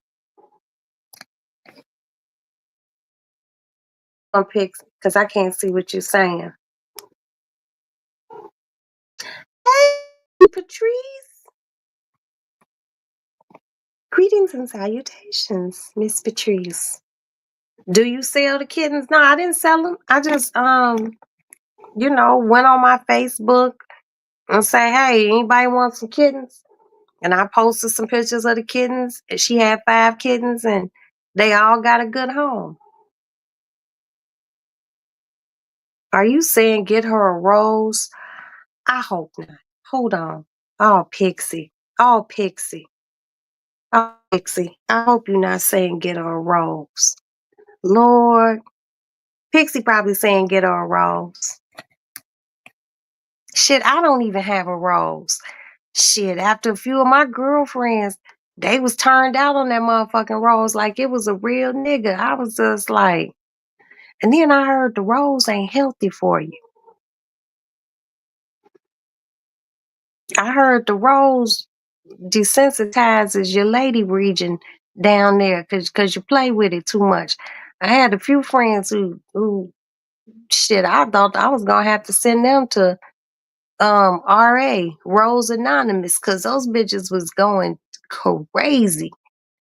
They talk to you on the phone and they plan their day out. Yeah, I'm gonna cook and then I'm gonna take a shower and girl, I got that little rose. You know how that is. No, bitch, I don't, because I don't have a rose. I don't have a rose. Too many women was turned out on that motherfucker. I was just like, nah, I'm straight. Mm-mm. There's a meme that I be seeing, and it's this thing, and it says, the look on your clitoris when it sees that rose coming. I don't, But they say it's not good. They say it's not healthy for you. You know, they say it's not healthy for women.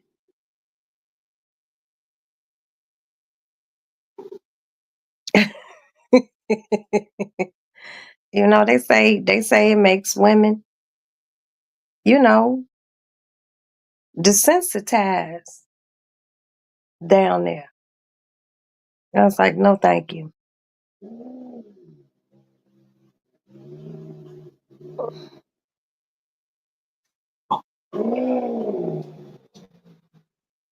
I am so sick of her.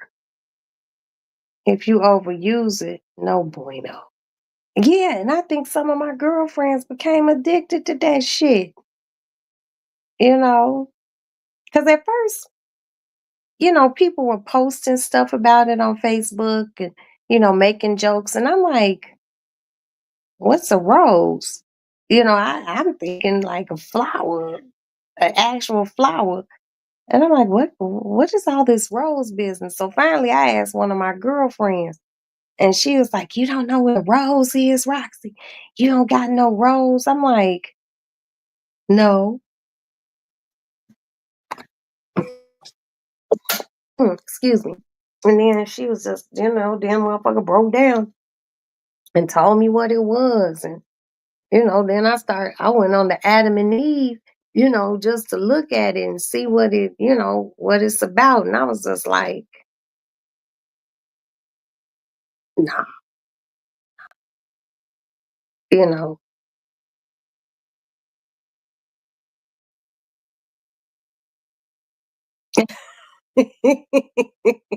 Well, you put the rose up there, so now we're talking about it. But yeah, I'm just like, mm-mm, nah. But I don't knock nobody for liking it. Hey, if you like it, I love it. But I just, you know, and one of my girlfriends, she said she loved it because of the suction on it. And I'm just like, she's like, girl, you should get one. No, I was scared. And I'm not scared of a lot of shit, you know. I never knew y'all. It was just let you do. I liked it. Me too. Me too, But motherfuckers be extra freaky deaky these days. Like, hey, if it works for you, baby. And then they came out with the man toy, and I was like, I know you lying. And I hit a link one day. One It was like somebody posted something and I knew who they were. And I hit the fucking link and the man had this contraption, and he had it on his thing, and he had the motherfucker turned on, and it was spinning and moving up and down. And I was just like, just go, just go get some pussy. Like, this is just too much. This is just too much. I'm just like, nah. Maybe I'm just too old fashioned. Maybe I'm just too old fashioned. I'm just like, I'm absolutely not. And then these motherfuckers that came out with all these fucking dials. And those dials that some of these people be buying, those dials are very expensive. Like, would you just too awkward to get a woman? I don't understand. But it ain't for me to understand. But I will judge on some shit like that. Like, damn, you paid $15,000 for a toy that ain't even gonna talk to you? I don't get people. I never use the rose emoji again. Ah, huh. Thanks for letting me know. Yeah, you kicked it off, you know. But yeah, I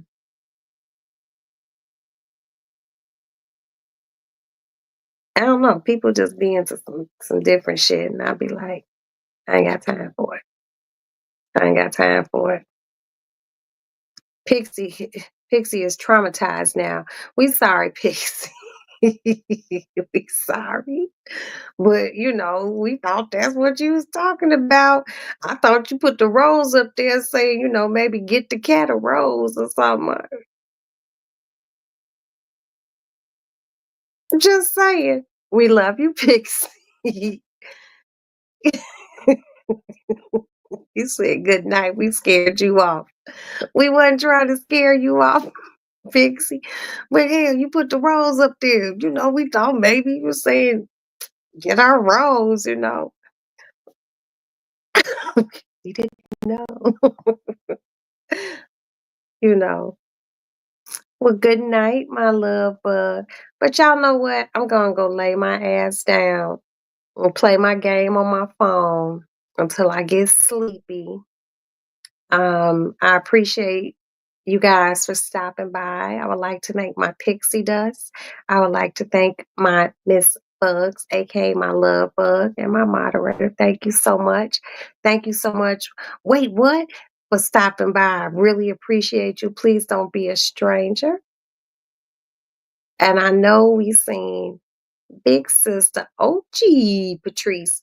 Greetings and salutations, my beautiful one. And thank you so much for stopping by with your classy ass. And I know that Ja Logic was in here, Brother Ja. He always stops through. I appreciate you, Brother Ja. And we got to have another one of those deep ass conversations like we had that night when Red hopped up here. That was really good. I would like to thank On One, who's always on one. Thank you so much, my On One, for stopping by. I appreciate you, baby.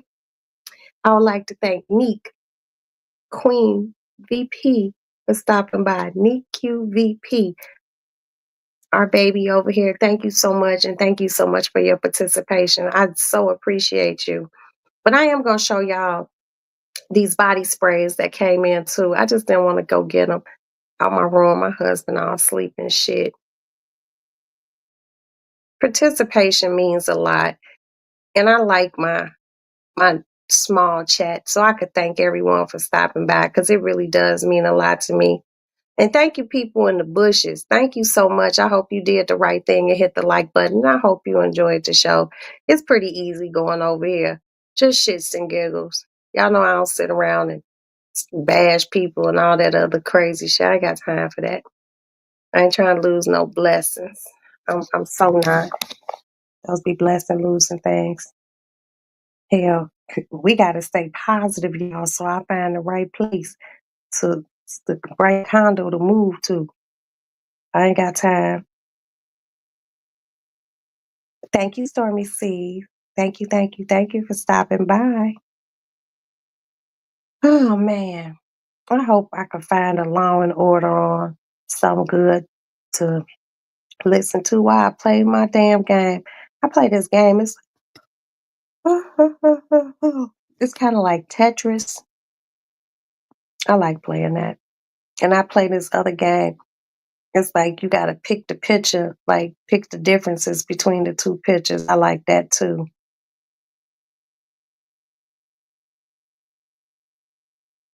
And hopefully, like I said, hopefully my husband will take my son to C2E2 tomorrow because I don't know how my son doing it because he get off work at 7 o'clock.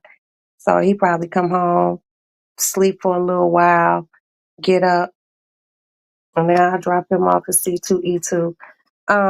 We had someone new to the chat, y'all. Oh damn. I need to find her. Um Sunship Soil. Sunship Soil, thank you so much and welcome to the Lady Lounge. And I appreciate you for coming by and participating. Now the cake in the litter box. Ooh, I know it's time to go to sleep because this bitch doing too much. She really, really is. That was it. Thank you all. And hello, replay gang. Hi. I hope you all find this video entertaining and please hit the like button. Thank you guys so much for stopping by. You all are fucking awesome. Okay? That's it. I said it. I will talk to you guys later on today. I'm going to mosey my ass in my room, get in my motherfucking bed. And I think I glue my frontal down because I knew when it started itching, it was getting ready to come up. It's up now. Ooh, but it be feeling good because I can scratch my head underneath there. But I'll glue that shit back down tomorrow because I ain't going no motherfucking where. But I love y'all. Thank you so much for being here with me. And I will talk to y'all later on today. Get some rest, sweet dreams, nothing but good vibrations and positive energy. Talk to y'all later. Bye.